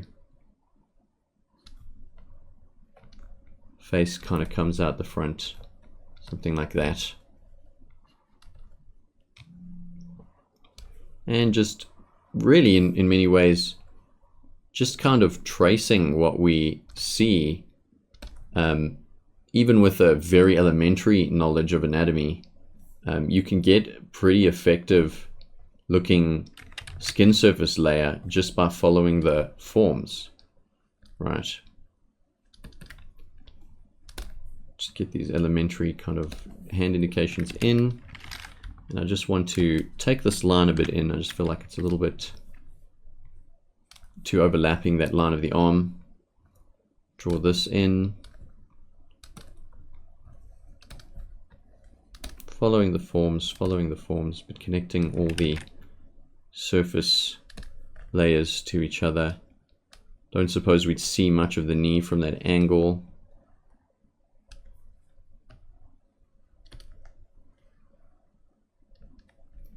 And then following the forms there, back of the foot here as well. And I know that perhaps this may seem somewhat overly basic, but these are the basics we need to grasp very firmly before we start getting into complex and very detailed elements. I assume the buttocks is going to fall something like that on his form. We'll just keep it very simple for now and just use kind of a V shape, upside down kind of V shape for that, and indicate those elements. And let's just do the top of his head as well. Right, very, very basic, keeping things simple. Let's go into the female. Once again, I'll erase her as well, just so that my skin lines kind of show more and stand out more. And once again, it's really very much the same thing. Just kind of going to go over those basic forms that we put in and connect all the elements together. Just being guided in a very rough way by our forms.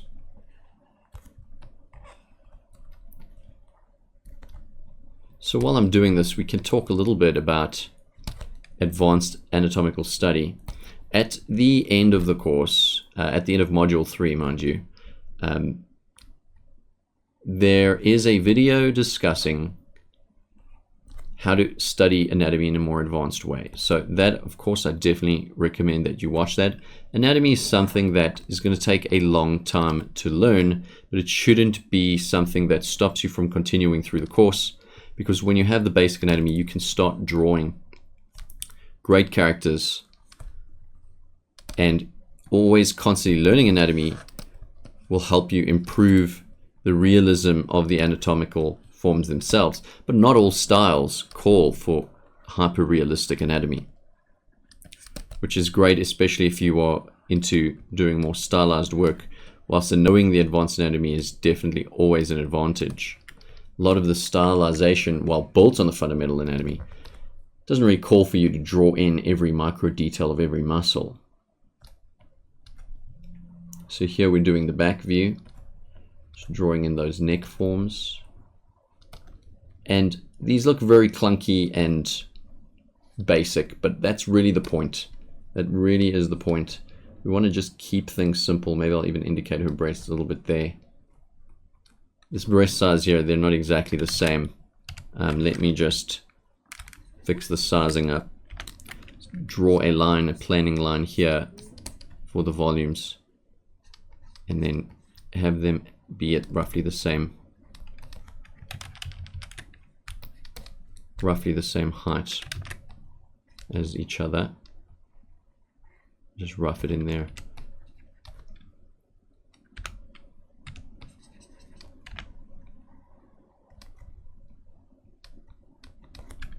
All right. Carrying on with this.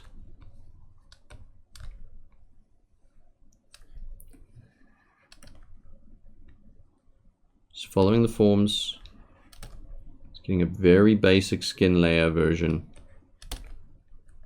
Nothing too informed really by anatomy, by advanced anatomy, just kind of keeping things simple, getting the feeling of doing this, right?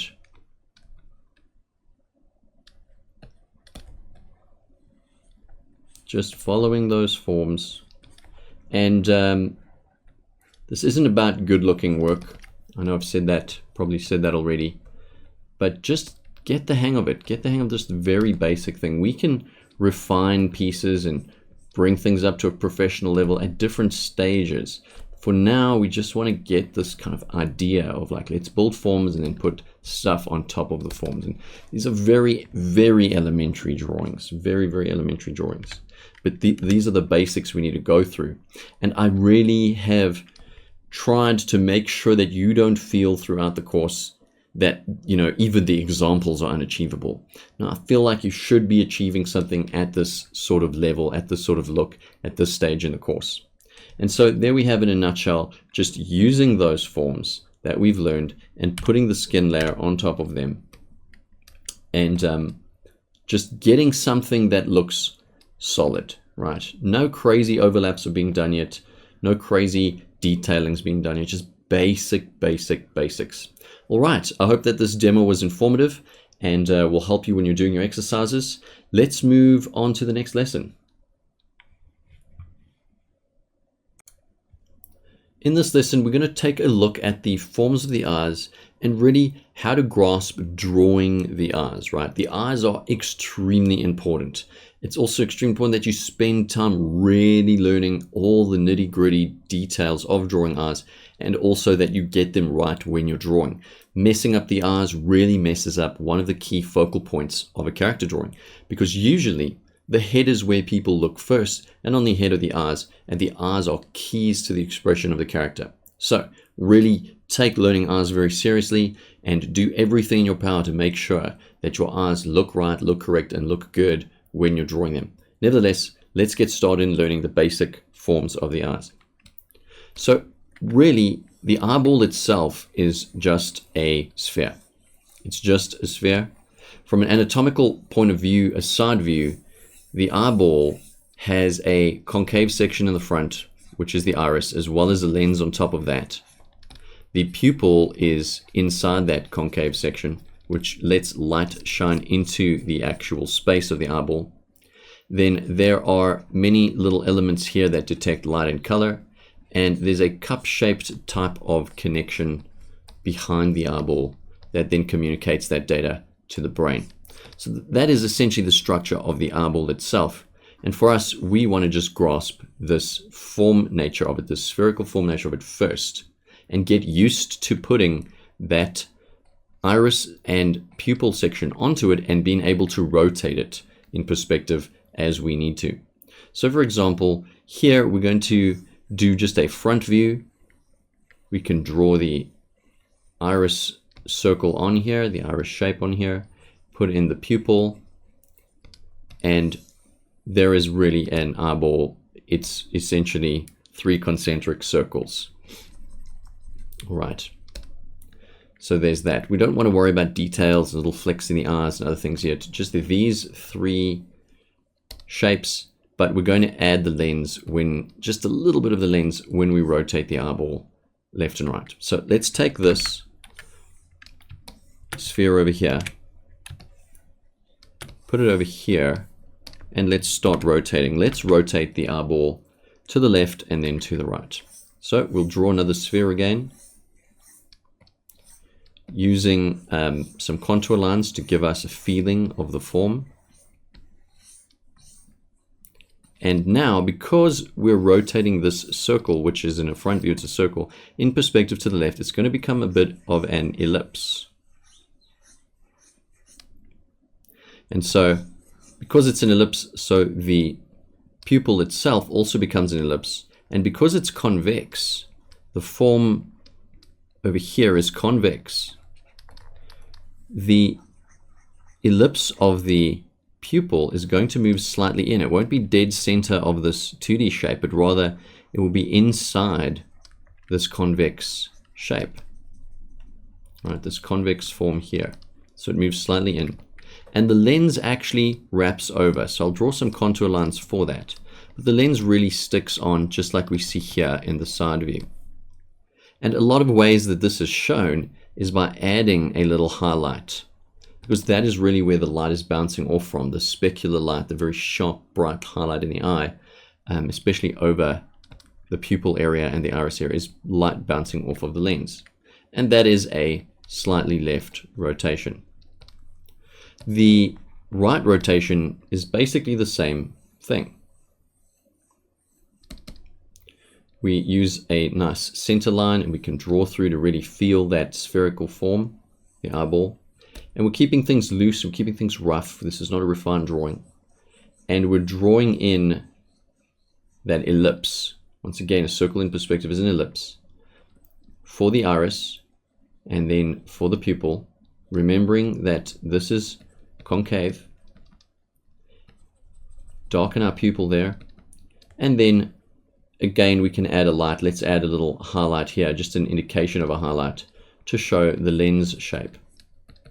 And that is essentially the core forms of the eyeball with the iris and the pupil. And we have an idea of all these various sections of the eyeball, so we know the components that we need to draw an accurate eyeball. I would definitely say to you, get used to drawing this spherical form and making the ellipses that you need as you rotate the eye. Get really used to it, and then move on to what we're going to discuss next, which is how we wrap the eyelids around, as well as some great shorthand techniques for drawing eyes quickly. So when it comes to doing the eyelid, we'll do a slightly left rotated eyeball this time. Drawing through once again, getting that spherical form. We'll put in our slightly elliptical iris and pupil. Put in that highlight just for fun. And what we want to remember with the eyelids is the eyelids wrap around the eyeball. They really wrap around the eyeball. Now, for a form example, we're going to use just a simple type of shape for this wrapping. And then I'll show you a great way to get very realistic looking and very believable and really appealing lines around, wrap lines around, or basically the lid lines around the eyeball. And so what we want to imagine are some volumes, some really thick volumes wrapping around the eye, very much like this. They've got weights to them, they're thick, and they wrap around the eyeball and they hold the eyeball into the eye socket. And when we zoom into this, I'm going to just zoom in and draw this, they really have a thickness to them. So I'm drawing in an extra line here, just so we can see that they really have this thickness to them. And that's something you want to keep in mind when you're studying more detailed anatomy, that there is this very glossy usually because it's wet, section and thickness to both the upper and the lower lids. Although generally speaking, sometimes you won't really see the upper one as much, but it is in fact there. You can just add that in there as well. We'll just draw another line in here. So you have these thick pieces of skin that wrap over the eyeball, and then they kind of connect back to where they usually go. So the lower lid goes down to the cheek eventually, and then the upper lid has an indentation before we hit the brow line. And that effectively is how the lids work on the forms. And again, this would be a great thing to do to just really get some practical basic exercises in on this and just do some quick rough drawings. You may not even want to draw in the iris and the pupil, and just imagine these lids wrapping around. Even draw through if you must. Imagine them wrapping around and connecting on the other side. I'm drawing those dotted lines for the other side connecting. And draw them as these thick flaps over the eyeball. And try and do it from different angles. And just get used to the very basic forms. Don't worry about eyelashes and other details and things yet. Just get used to this basic feeling of what we're doing here with these eyeballs. Let me do a few more quick ones. And I'll just wrap the eyelid around in different ways. I'm drawing spheres and putting my center lines down them. So here we'll do just this. We'll wrap it around that way. The bottom lid, wrap it around that way. Add the mass. Add the mass. Just some quick rough sketches. This one we can have it more of an upward angle, so maybe we'll only see the lower lid, maybe a little bit of the upper lid,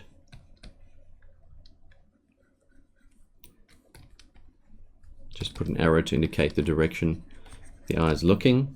This one can be looking, let's make this one look that direction, and wrapping the lid around here and here.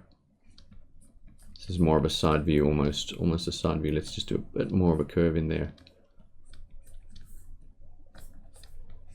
So really get these basic forms, particularly the eyelid, wrapping around. And then if you're really happy with them, feel free to then add in the ellipse for your iris and then your pupil, just to get those very basic forms and shapes. All right. But now, when we've got the basic theory of this down, and we've done, a million, okay, maybe not a million, but we've done a fair number of spheres, irises, pupils, we've understood kind of the lens shape being convex and concave in the iris, convex in the lens, we want to then start getting a more realistic looking eye, right? And of course, I will encourage you, especially at the anatomy resources section at the end, to really go in depth, study all the nuances of the eyes. I'm going to show you some great shorthand tips as we move forward in this lesson. So the first big thing I want to show you is that when we're drawing eyes, usually speaking, we want to have rotated views of characters' heads and things. We don't want front views and side views. Not to say that you should never have them. There obviously will be instances like planning and concept sheets where you're going to want to have those views. But in general, we're drawing characters' heads from some kind of rotation. And usually it's a 3/4 rotation like this. A great way to remember to draw the eyes in accurately is once you've drawn in your spheres and you kind of have them proportionately at the right locations, is to use this simple kind of tip or trick, which is really to make the far side eyes upper lid line, the basic lid line you put in, quite right angled almost right angled, a very sharp curve, and then have the near curve at a long type of shape like this. And I'm going to show you how opposing curves ties into this now as well. So the same height, the lid heights must be the same, and have a longer line for the upper lid for the nearest side eye. All right, we'll get into this in a bit more detail.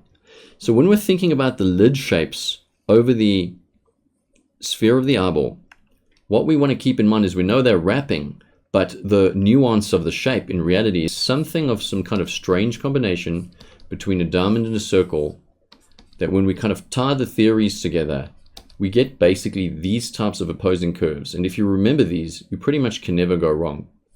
Which is that we have a curve that comes like this from the corner of the eye. So we can just imagine the tear duct here. Curve that comes up like that, and then opposes. And then a completely new set of opposing curves that basically mirrors on this side. So these curves are basically the same, the top and the bottom curves. And then folds in here at the bottom. And that is kind of the basic shape that happens over the eyeball. Probably ties it a little bit closer, a little bit more there. That is the basic shape. So if you get this basic opposing curves shape down, and you remember this kind of diamondy kind of shape with a bit of roundness to it, you can draw eyes pretty effectively and pretty quickly, very easily. So going back to the shorthand technique here for drawing from a side view, notice how narrow this top lid line is and how broad this top lid line is. And this top lid line here is really using this exact shape over here, right? So we're always opposing, except you can see that this on the far side eyelid, that we don't really see the outer line, right? Although technically speaking, it would come in like this. You could certainly draw that. But sometimes because of the rotation of the angle, it seems to just flatten into a single curve, which is quite narrow. And then the lower lid, you just follow the guide from here and draw in the opposing curves and connect it. And here again, draw in the opposing curves and then just connect them. And you get a very convincing and realistic eye shape that we know inside has the eyeball and the iris and the pupil. Let me just highlight this again, just so that you remember it. We really want a narrow, kind of right-angly kind of curve here. It's more of a trick, it's not quite hardcore theory. And then we want to just use our basic eye shape, flat eye shape design here on the near side eye, and have this being very wide and this being very narrow. So let's go ahead and add in these lines and the shapes that we've learned on this 3/4 head. We want to keep the height of the lids the same. So we'll wrap this around, so make sure we're getting the height of the lids the same. And we want the corners of the eyes to match up as well. So wherever we define the corner in one, the corners need to point to each other. Draw in that shape over the eyeball. This side will get the long version. And then on the far side eye, the eyeball will come down, and then we'll draw in those curves of that shape. And here we'll draw in curves of this shape. Maybe this lid is a little bit high, so I'm just going to lower it a little bit. And this isn't quite following our shape, so we'll just adjust it a bit. And for our rough view, we basically have our eyes in place. And then we can proceed to add in the pupil and the iris and so forth, based on the angle of rotation of the sphere at that point.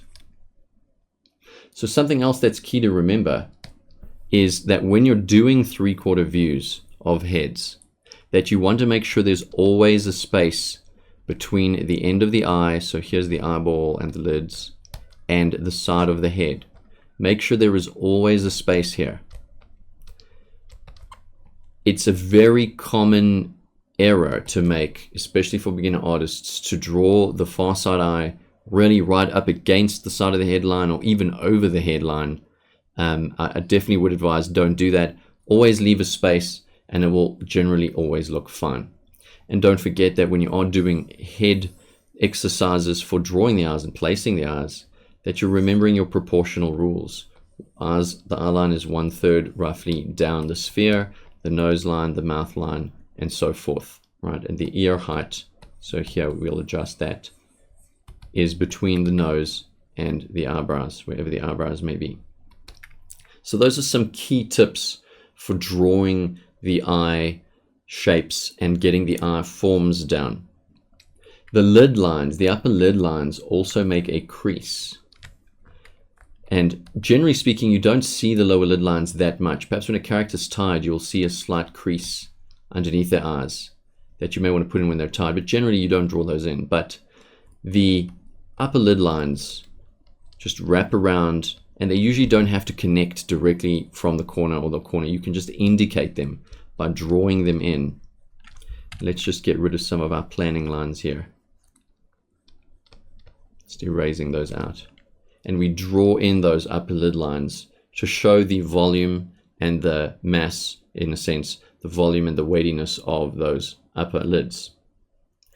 One more key point with eyes is that, and we'll get more into expressive elements of eyes when we're doing facial expressions in a later module, but one key thing to note, and one key rookie error, is that when people draw eyes, even if we're going to do a front view here, and they place the iris in the eye shape. So here we're drawing without the spheres. We'll imagine the sphere in there. Is that they tend to draw the iris with too much space at the top and the bottom of it, right? Or mainly with space at the top. And the problem with this really is that when we're drawing an eye like this and putting in the space above the iris and below the iris, the character looks surprised, and that may not be your intention. You might just want to draw a normal eye. In which case the solution really is to draw the eye, draw the upper eyelid, and ensure that you're covering a third or a quarter of the iris shape. The pupil doesn't need to be covered, but a third or the quarter of the iris shape should be covered. And that gives you a very natural looking eye, and we'll just add in those other shapes. Get our tear duct in there. And this looks normal, or a standard eye at ease, right? But we'll go into how we can mess around with and play with the spacing and the alignment in facial expressions, and how we can get different expressions with the eyes on that note. So before we leave this lesson, I know it's been a long lesson, before we leave this lesson, just want to cover just the basics again of placing the eye on the head, placing the eyes on the head. When we draw out our basic head form, and we are using our proportional guides to help us place the elements. Place the spheres. Don't be afraid to place the spheres of the eyeball. Place the spheres of the eyeball in. And then use the shorthand to get those lines in. Okay, this is a bit of a stylized, bit of a cartoony look, but use the shorthand and the tips to get the upper eyelids in. Especially when you're planning and you're doing your roughs. You don't need to draw in all the little details of the eyes until you're ready for that. And that is a good quick way to really just get the basic eye shapes in there. So draw in the spheres at the right locations based on the proportional rules. All right, I know that's been a lot of information to digest. If you feel you need to, definitely watch this video again. Otherwise, let's move on to the next lesson. Let's now take a look at the fundamental form of the ears, and then look at a very quick shorthand way of drawing the ears. The great thing about the ears in terms of their detail elements is that they're actually pretty straightforward to draw, and you can learn it off by heart, the basic kind of structure. So the first form we want to learn is really just this very squished cylinder, right? So it kind of looks maybe like a speaker or something.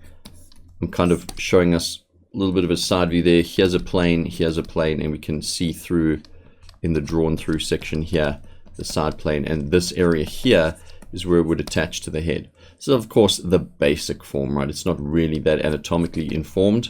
It's just to give us that kind of volume that we want to get. And what we want to do is kind of shave away a section of the form. So we're going to kind of cut a cross section through here, something like this. We're going to cut that piece off, right? You can imagine slicing through it. And it's going to give us a form more like this. in structure. All right, so this is curving, that's drawing through, that's the back plane there. We've cut a section off of that shape so that we get something that kind of protrudes a little bit in its basic forms. And let's just adjust this and straighten it a little bit here. And it gives us more of that overall shape, right? Which is looking a little bit more like an ear, but we want to get that structural form going in there. And before we look at anything further in detail, there's some important things to realize about the ears, and that the ears don't really fly off the side of the head in this kind of fashion. You know, this is kind of something you may typically see. They don't really fly off in that kind of fashion per se, although you do get people whose ears do stick out quite a lot. But what I mean is, it's not just a matter of this thin flap. You know, if we were to draw this exact thing in a side view, you know, it's not a matter of this kind of thin form just kind of winging out over here like that. What we want to keep in mind when we're thinking about the ear is definitely this form, because when the ears come out of the side of the skull, or out of the side of the head, should I say, they're kind of like a speaker or horn in a sense, that there's skin you don't really see at the back, then the opening area, and what we tend to see is the front section that swings around that, right? Swings around that. And then the ear connects down here, and as we know, you know, elements go inside the ear and so forth, so on and so forth. But we want to remember that there is really this form and the structure coming out of the head, just very much like this basic form shape here. And then we have the ear shape coming out of that and on top of it, creating a rim, if you wish. All right. So that really is the basic forms. All right. Now, when we look at shape, the shape of the ear, you know, typically speaking, you have this type of shape happening for the ear, and it will vary. You can get ears that are kind of have less curvature in them, and people who have earlobes that connect, as I colloquially call them, connectees.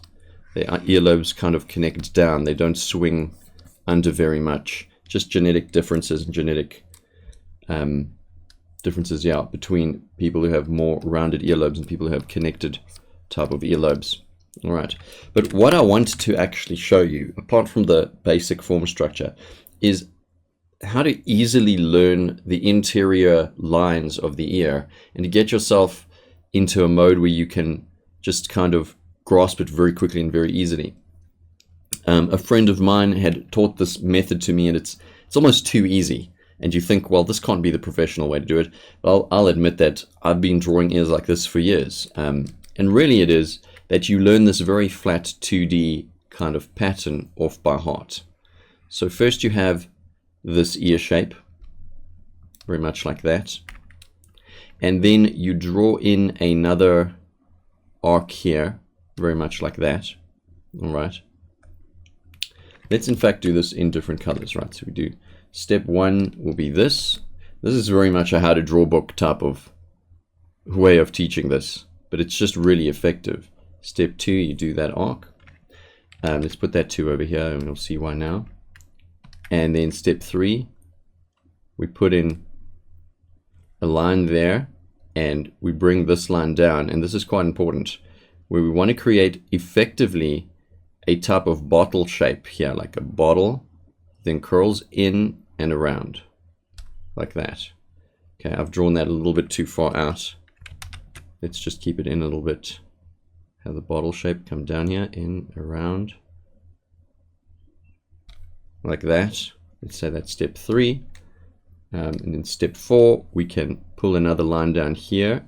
Sometimes, depending on the view, you might pull it from under here and have that overlap, giving that sense of form. Step 4, and then step 5, you can, let's do this in like a purple. You can then indicate these 2 lines. And in a nutshell, at least, you know, for general use purposes, unless you're going crazy and doing ear portraiture or something, you know, pictures of just ears, where you really want that anatomical depth, generally speaking, this will get you as far as you really ever need to be when drawing ears. Because when you start shading these zones, and of course when you're doing advanced anatomy studies, you start understanding just how brilliant this simplistic model of drawing the ear really is. Just learning these parts in these steps. And so I definitely advise rewatching this particular video so that you grasp these individual steps and just draw this basic flat 2D model. Because essentially what you will do is, when you're drawing ears, and let's get an ear going over here. Let's draw an ear using the very same theory, but we're going to just do it on a kind of a 3/4 view here. Let me get a head in. All right, let's draw an ear in 3/4 view. All right, we'll place it there. You can see that I immediately tilt the ear out a little bit, and that's because of that cone shape. That sort of, what am I saying, cone shape? That's just speaker shape that we kind of shave the section off, so it tilts at an angle. And we also want to remember that what we learned in the side view of the head in terms of proportions, that the ear doesn't sit straight up like this against the head, right? That would be its like sort of vertical axis. No, it tilts slightly to the back. Something important to remember, right? It tilts slightly to the back. And so I'll kind of just put in an ellipse. I usually imagine this section because it's usually covered. And then I go in and draw in that ear shape. Okay, I'll just rough it in here. And doing all those exact steps. I'll get that one in. Put that line in. Pull that down into a bottle type of shape. Curl it around. Bring in this other line. And put in one line there, another one there, and that's pretty much it, right? Usually this section is actually a little bit more narrower, this bottle section, or at least in terms of the scale of the ear. But that's pretty much how I would rough it out. I just bring it up a little bit more, give it a bit more earlobe. And again, you can easily use this same theory if you want to do different styles of ears. For example, if we want to do an elf ear, all we do is we take the same theory. Let's draw an elf ear over here. I'm going to start with a normal ear shape. And I'm just going to make it pointier. This is more of a Lord of the Rings type of elf ear. And I keep the exact same theories. I just, instead of now putting the line as an arc, I'm going to put it straight and pull it down here. Same interior ear structure, really. Just kind of folds down into this bottle shape, turns around, goes into a loop here by the ear hole. You can add that extra line there, pull in this line here, and indicate that line there, and boom, there's your elf ear. All right, just for example purposes, let me just draw a normal 3D ear one more time. So if this is our head over here, it's the side of our head, and we want to draw the ear in. We'll get that ear shape in, remembering that we've got that drawn through kind of speaker shape happening there, that form coming through there. Get the basic ear shape in. Put in this curved line. Now at a 3/4 angle, it wouldn't be directly straight like this, directly arced like that. It's going to kind of curve around, and then there's going to be some kind of overlap. And you can see how the overlap shows the form of the back round section of the ear, right? Of the back rim in a sense. And draw in this line, this one. Once again, pull it down to that bottle shape. Get that little interior little flap going, and put in the line there, put in the line there, and we're done, right? Basics of the ear are in, and it was really just a matter of learning this off by heart. All right, so that is it for the ear. Let's move on. In this lesson, we're going to now take a look at drawing the nose forms, and then taking those basic forms into dynamic forms. And then I'll also show you some shorthand tricks, if you wish, tips or tricks for drawing the nose very quickly based on the stylization that you're wanting to do. So when we start off, the basic form we want to have in our minds when we're drawing the nose is really a pyramidish type of shape, something like this, where we have kind of an indication of the bridge of the nose, the side plane of the nose, and then the bottom of the nose. And then to kind of add a very similar type of form to the side of it, where we have a triangular structure more like this, coming off the sides, giving us those nostril areas. Let's draw through here. Get that up there. It's a little bit off. Okay, and drawing these through, and I'm just going to draw through the entire form here. Just get that structure in, and drawing these triangular structures. Okay, weight this up so we can see what is in front and what is behind. Keeping it loose. And effectively, this is a good basic form understanding of the structure of the nose. Does run up slightly higher into the head and goes just into the brow region over here. But nevertheless, these kind of triangular structures are a good guide for us for just grasping the basic forms of the nose. All right. And when we take these basic forms and we add dynamism to them, we can start bending them in our directional way and adding curves. So here I'm going to bend it, add a curve. We'll keep the basic structure of that triangular structure. Curve this section, we'll curve this. Now we're turning it, it is in 3/4 view, so let's keep that in mind. It's 3/4 rotation, both of them are. And bending those triangular shapes. We'll have to kind of use our imaginations here and imagine where that might connect on the other side. Bend it, and get that bottom plane there. And you can see immediately, absolutely immediately, how this dynamic form looks more lifelike, right? By using our opposing curves theory. Curves that way, and then the front curves the opposite way, right? Of that section of the form, etc.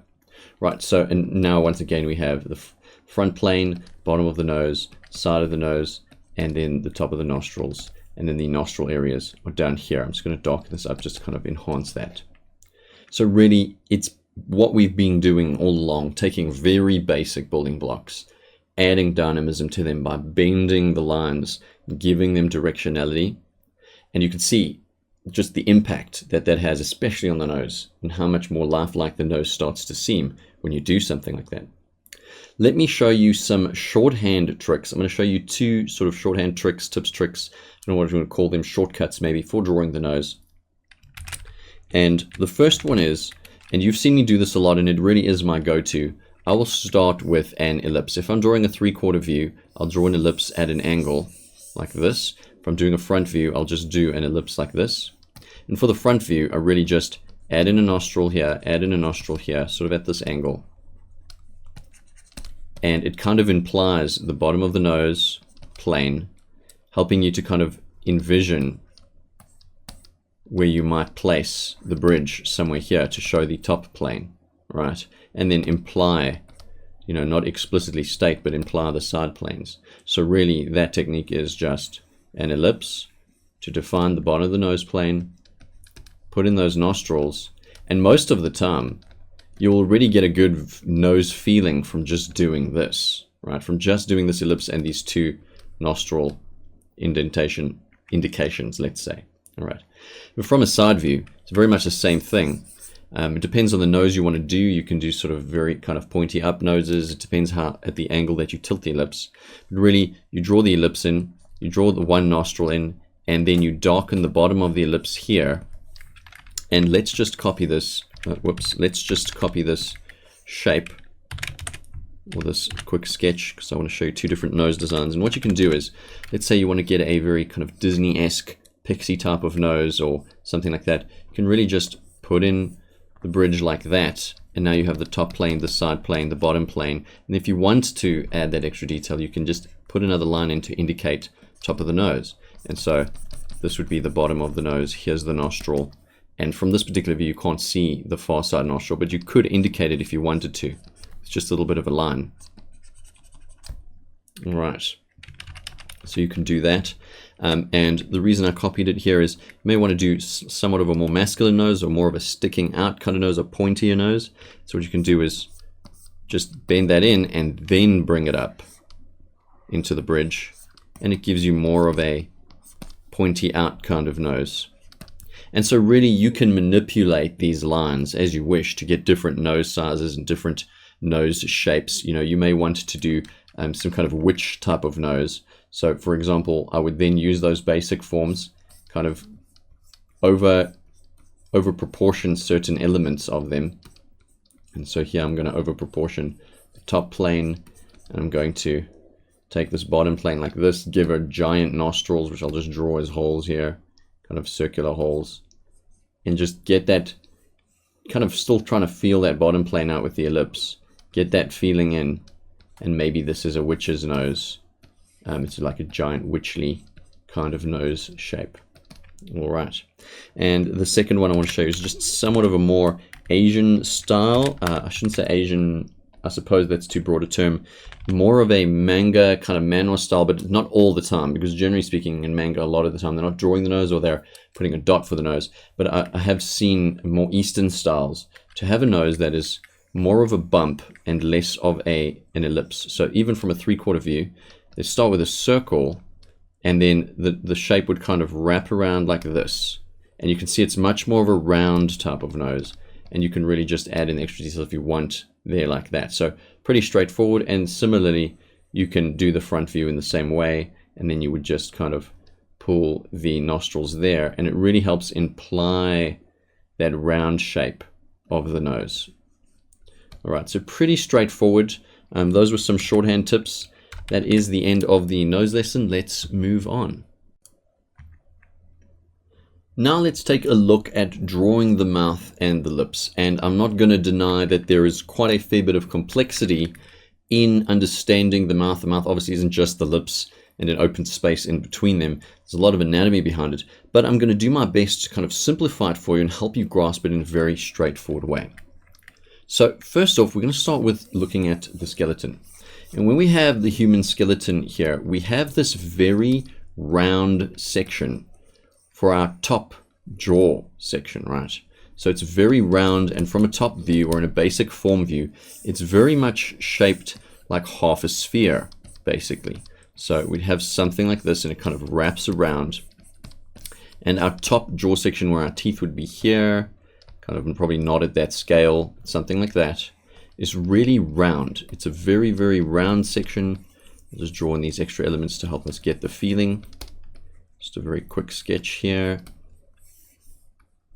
So it's a very round section, and that's the first important thing we want to recognize, is really how round and how curved the top jaw is, right? Because that has implications for how we want to draw the lips. So notice this curve, right? How curved the top jaw is, and of course the bottom jaw is equally curved.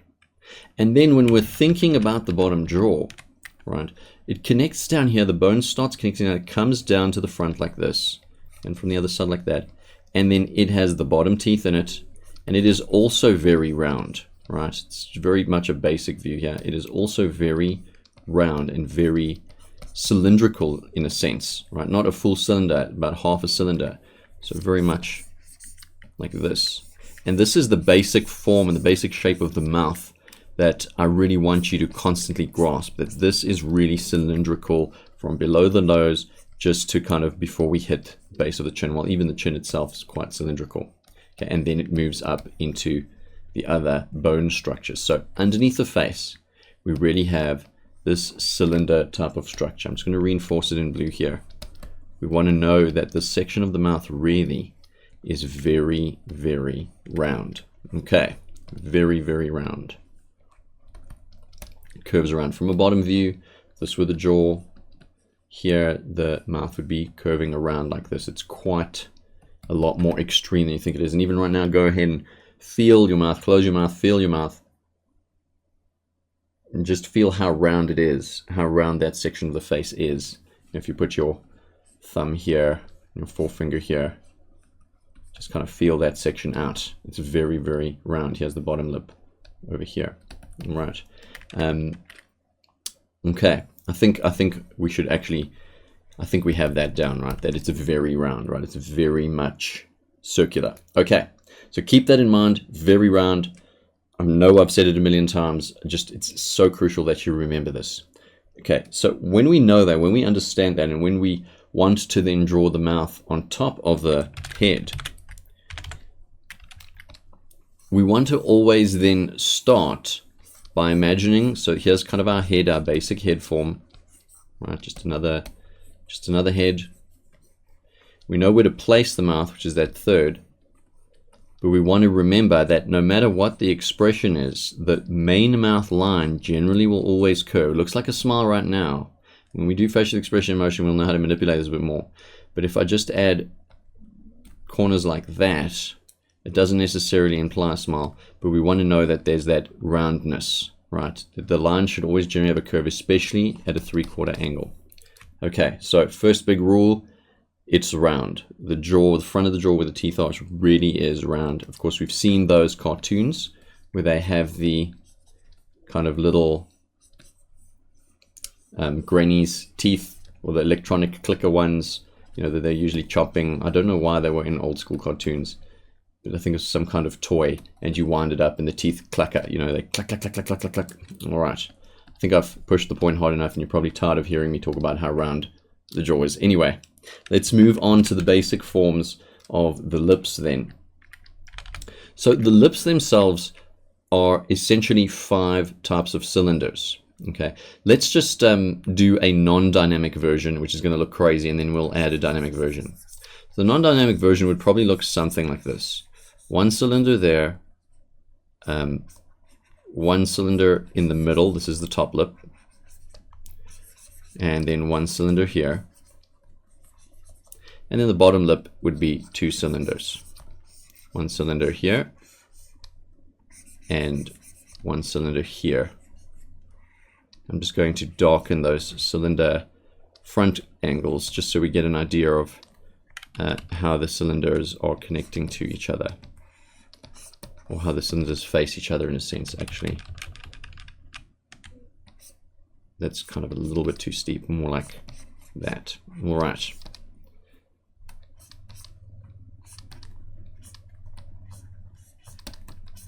So we have these 5 cylinders.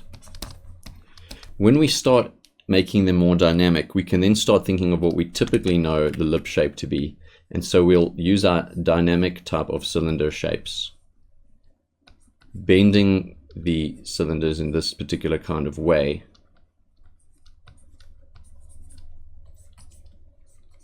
Actually make this one a little bit pointier here. And these are essentially the fundamental structures that we want to have in mind when we're drawing the lips. I'm drawing this mouth quite open over here.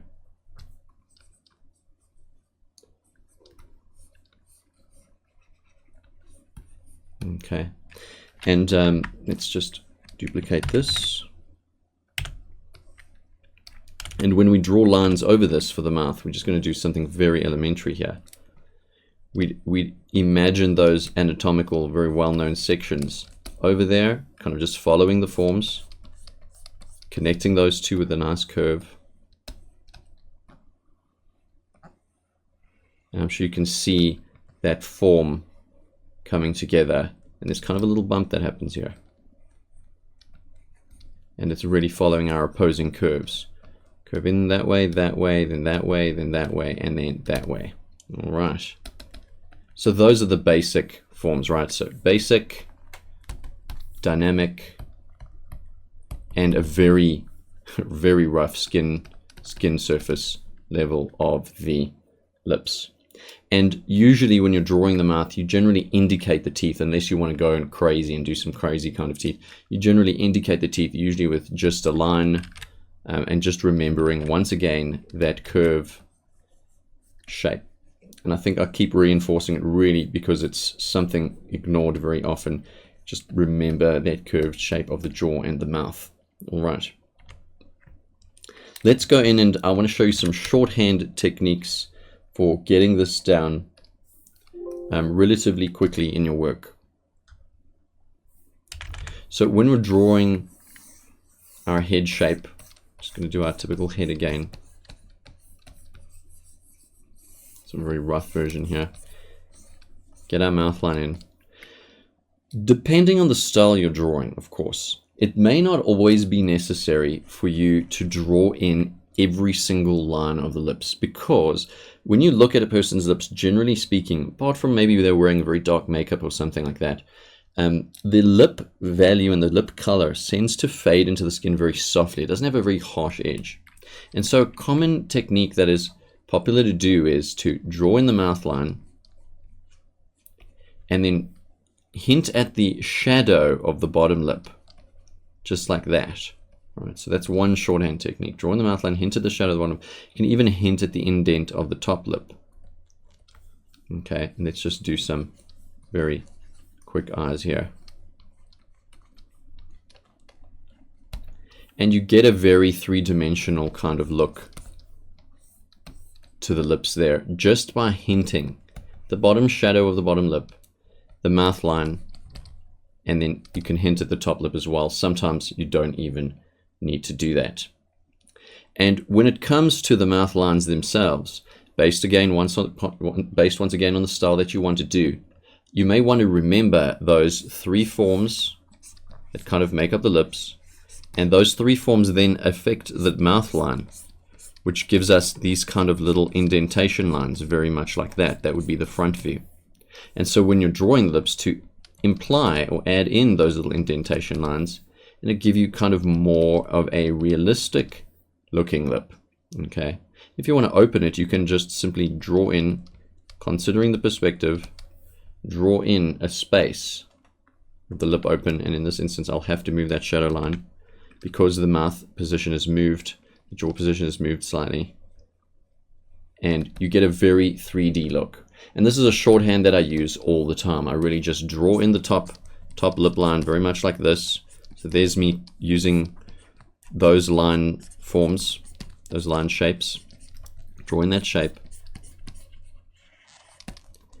maybe open the mouth a little bit, put in the bottom shadow, and you can see how quickly you can have a very convincing mouth, right? A very believable mouth and very believable lips. You can add a gloss as well, just a little highlight for some fun.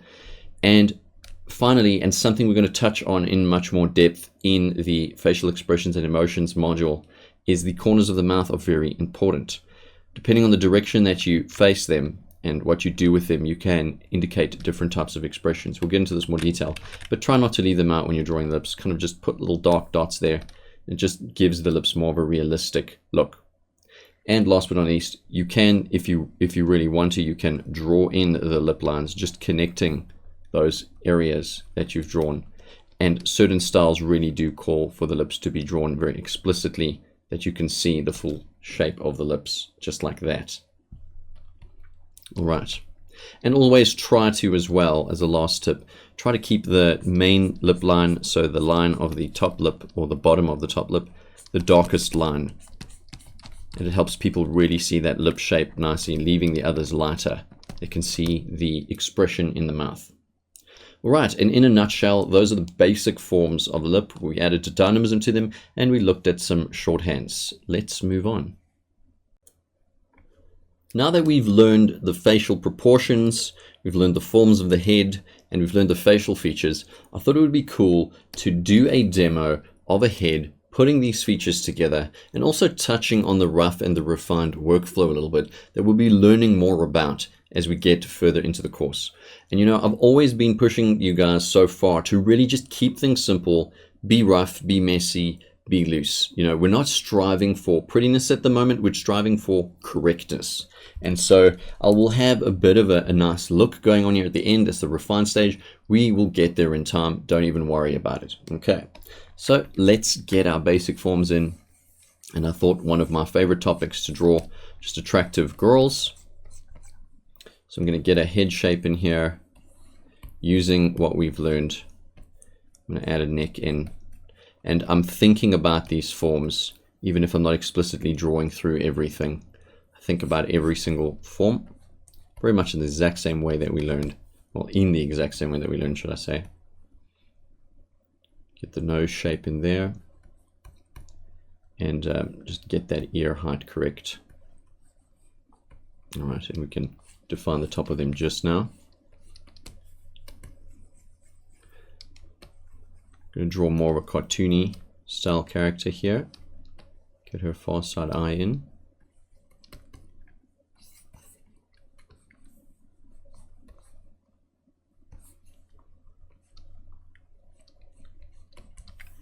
use our eye shape, our eye lines that we know, and keep this one more narrow, as we've also learned. Keep the eyelid heights the same. Let's have her kind of have a excited, kind of happy expression, more like slightly surprised, happier type of expression. And I'll actually not intentionally choose to leave out some lines and let the viewer kind of have those lines implied to them. Doing our nose shape there with the ellipse, that will have her looking to the right, and I'll draw her iris in there.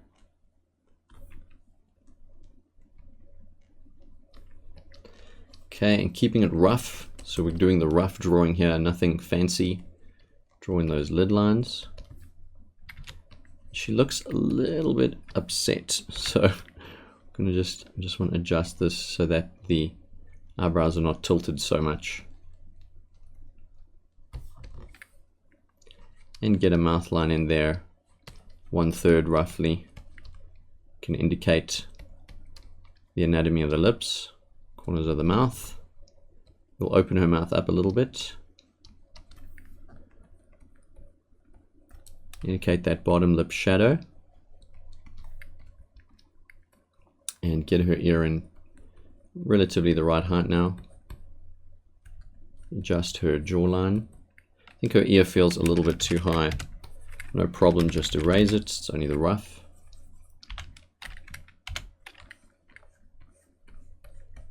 I don't think we'll draw hair in or anything, not until we get there at least. So we get to the ear sections, I mean the hair sections, mind you. Okay, draw in the rough of the ear. Let's take that section out. We can rough in those parts that we've learned.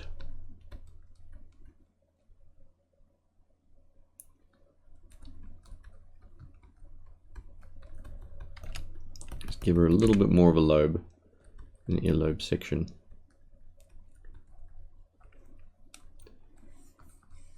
Adjust her head position there. And something that's good to do, whether you're digital, traditional, is always to flip the image, because you get used to looking at the image from a particular angle. And when you do that, things can escape you. Alignment issues can escape you. So I have Control F bound to flip image horizontal, which you can find if you're using Photoshop in the image menu, image rotation, flip canvas horizontal, and you can bind that in the shortcut keys section, which is here in the edit menu. If you're on paper, you just use a mirror and you place the mirror next to the image, and you can see the opposite version of what looks like flipped. So here I'll flip it, and I feel on flipping it that I wasn't following our proportional guidelines exactly, and I want to move the eye a little bit in. And of course digital's great because I can just select it, move it in a little bit, and also probably move this one in just a little bit more to the side. If you're working traditionally, you'll have to obviously erase and draw over, but you don't have to do crazy work, it's the rough. So you can just do a little bit of a light erase over that.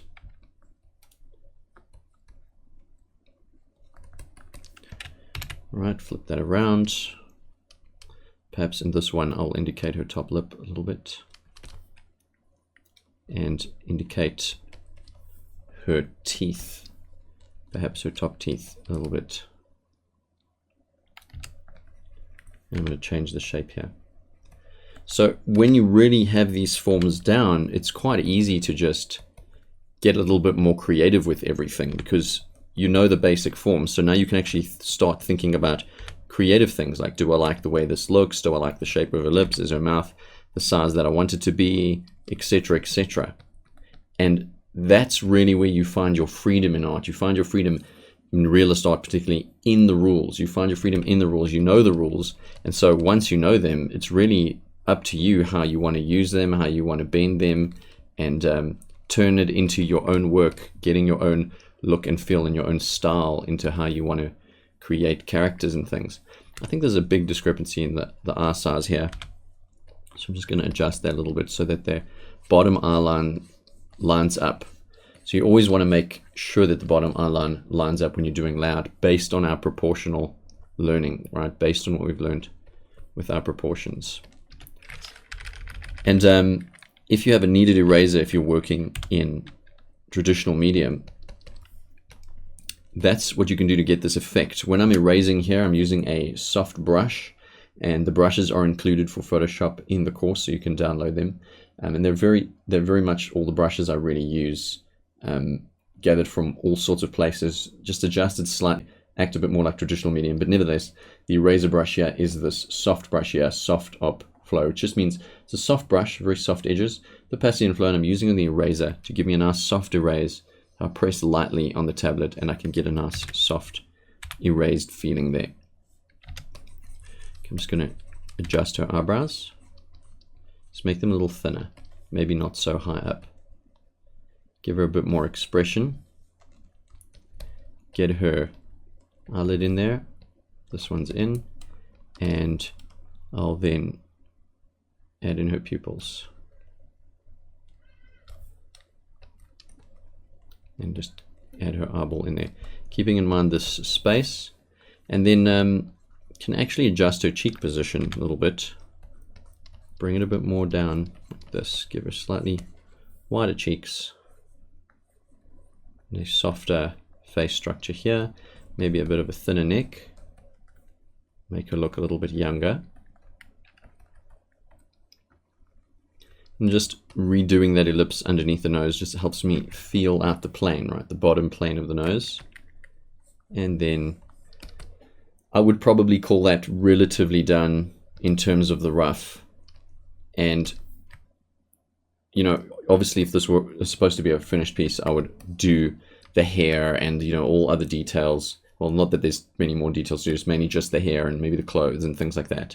But for a rough, this is pretty much good enough. And depending on the style that I'm doing or how far I want to take the piece, I may just soft erase the whole piece.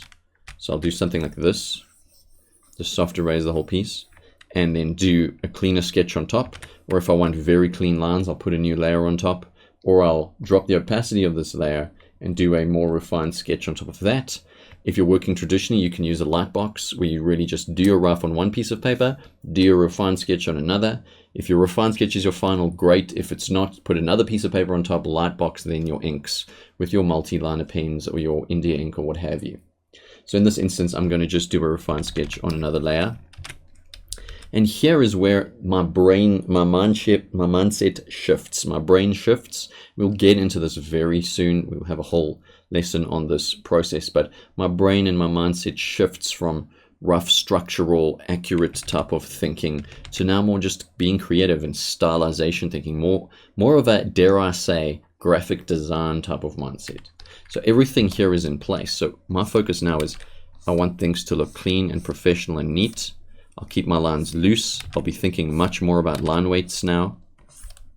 And I want to get those clean lines in on my drawing. Okay, so we've put in all our facial features, which is great.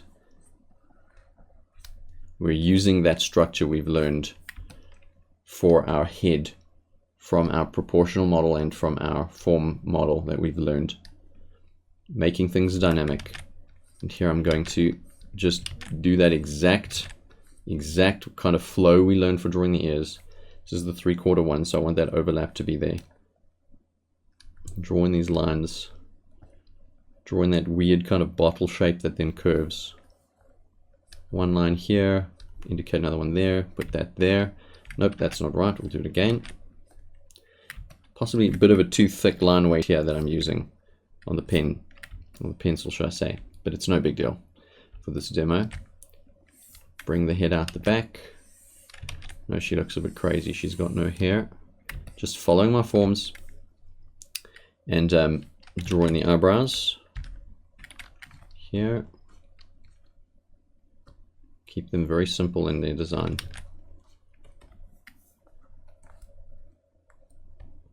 You can see I'm trying to use as few lines as possible, wherever possible. Just keep things simple.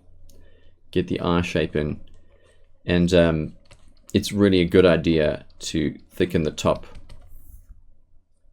eyelids line It really makes the eye kind of stand out and pop. And I can see now, as I'm doing this, how the corners of the eyes don't really meet up super well. So I'm going to actually take this opportunity while I'm refining this to get in there. I'm not even going to draw in the rest of the eye, just for this particular stylization. I'll come here, and I want to make sure.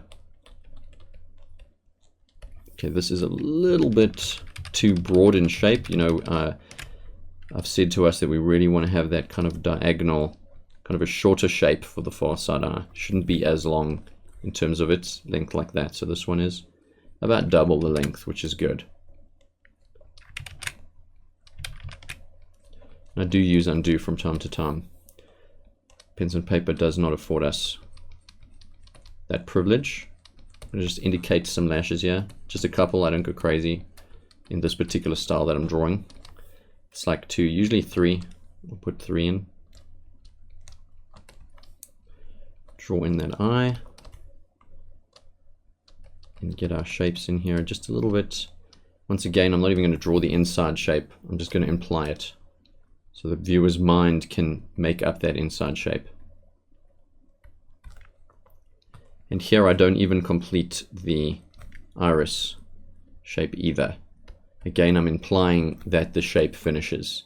And implying as much as you can, not too much, obviously. No, you have to have some indicator details to help the viewer's mind complete those shapes, but implying helps a piece feel very natural and not forced, not overly detailed, that you're kind of micro detailing. Not that I'm saying you don't need to draw, or that you shouldn't draw in the full iris shape, for example, but sometimes you can just imply it, and the viewer's mind takes care of the rest. And it's a great time saver for us as well, especially when you want to get a lot of work done quickly. Can draw in those pupils. I'll put in highlights just for fun. Put in her eyelids, and you can see I don't stick exactly to plan, especially in the interest of looseness. I'll just put a nice sweeping, loose, dynamic, directional line with that nice taper in there. Get her nose in. Just kind of give it a softer bend. Put in the nostril. Once again, more implying detail here. I'll just kind of darken the top section of it up so it looks more like a nostril. I could put in that wing line. Maybe I don't have to based on the style. Right. I'll just lightly indicate the top lip. Draw in that top lip line. Using the details we've learned. Darkening that top lip line because it's important to do. Remembering the face is round. I know I went on a bit about that. Corners of the mouth. Let's pull this shape down a little bit there. And then stretch it on the far side. Apply her teeth shape, keeping it round. For the sake of this, I'm just going to darken this section just by adding some lines to shade it in there. And the bottom lip shadow here. Alright, and in a nutshell, that is really our adding our facial features demo with a refined stage on top, just to make things look a little cleaner and neater. But for your purposes, I would strongly encourage you to just stay at the rough stage and make sure everything's right. And when you feel that it is right and everything's in its right place and the proportions make sense and the work feels good to you, then move on to the refined stage. But most of the time, you want to spend as much time as you can on the rough stage and make sure everything really is correctly placed, located, and positioned before you get to your refined stage.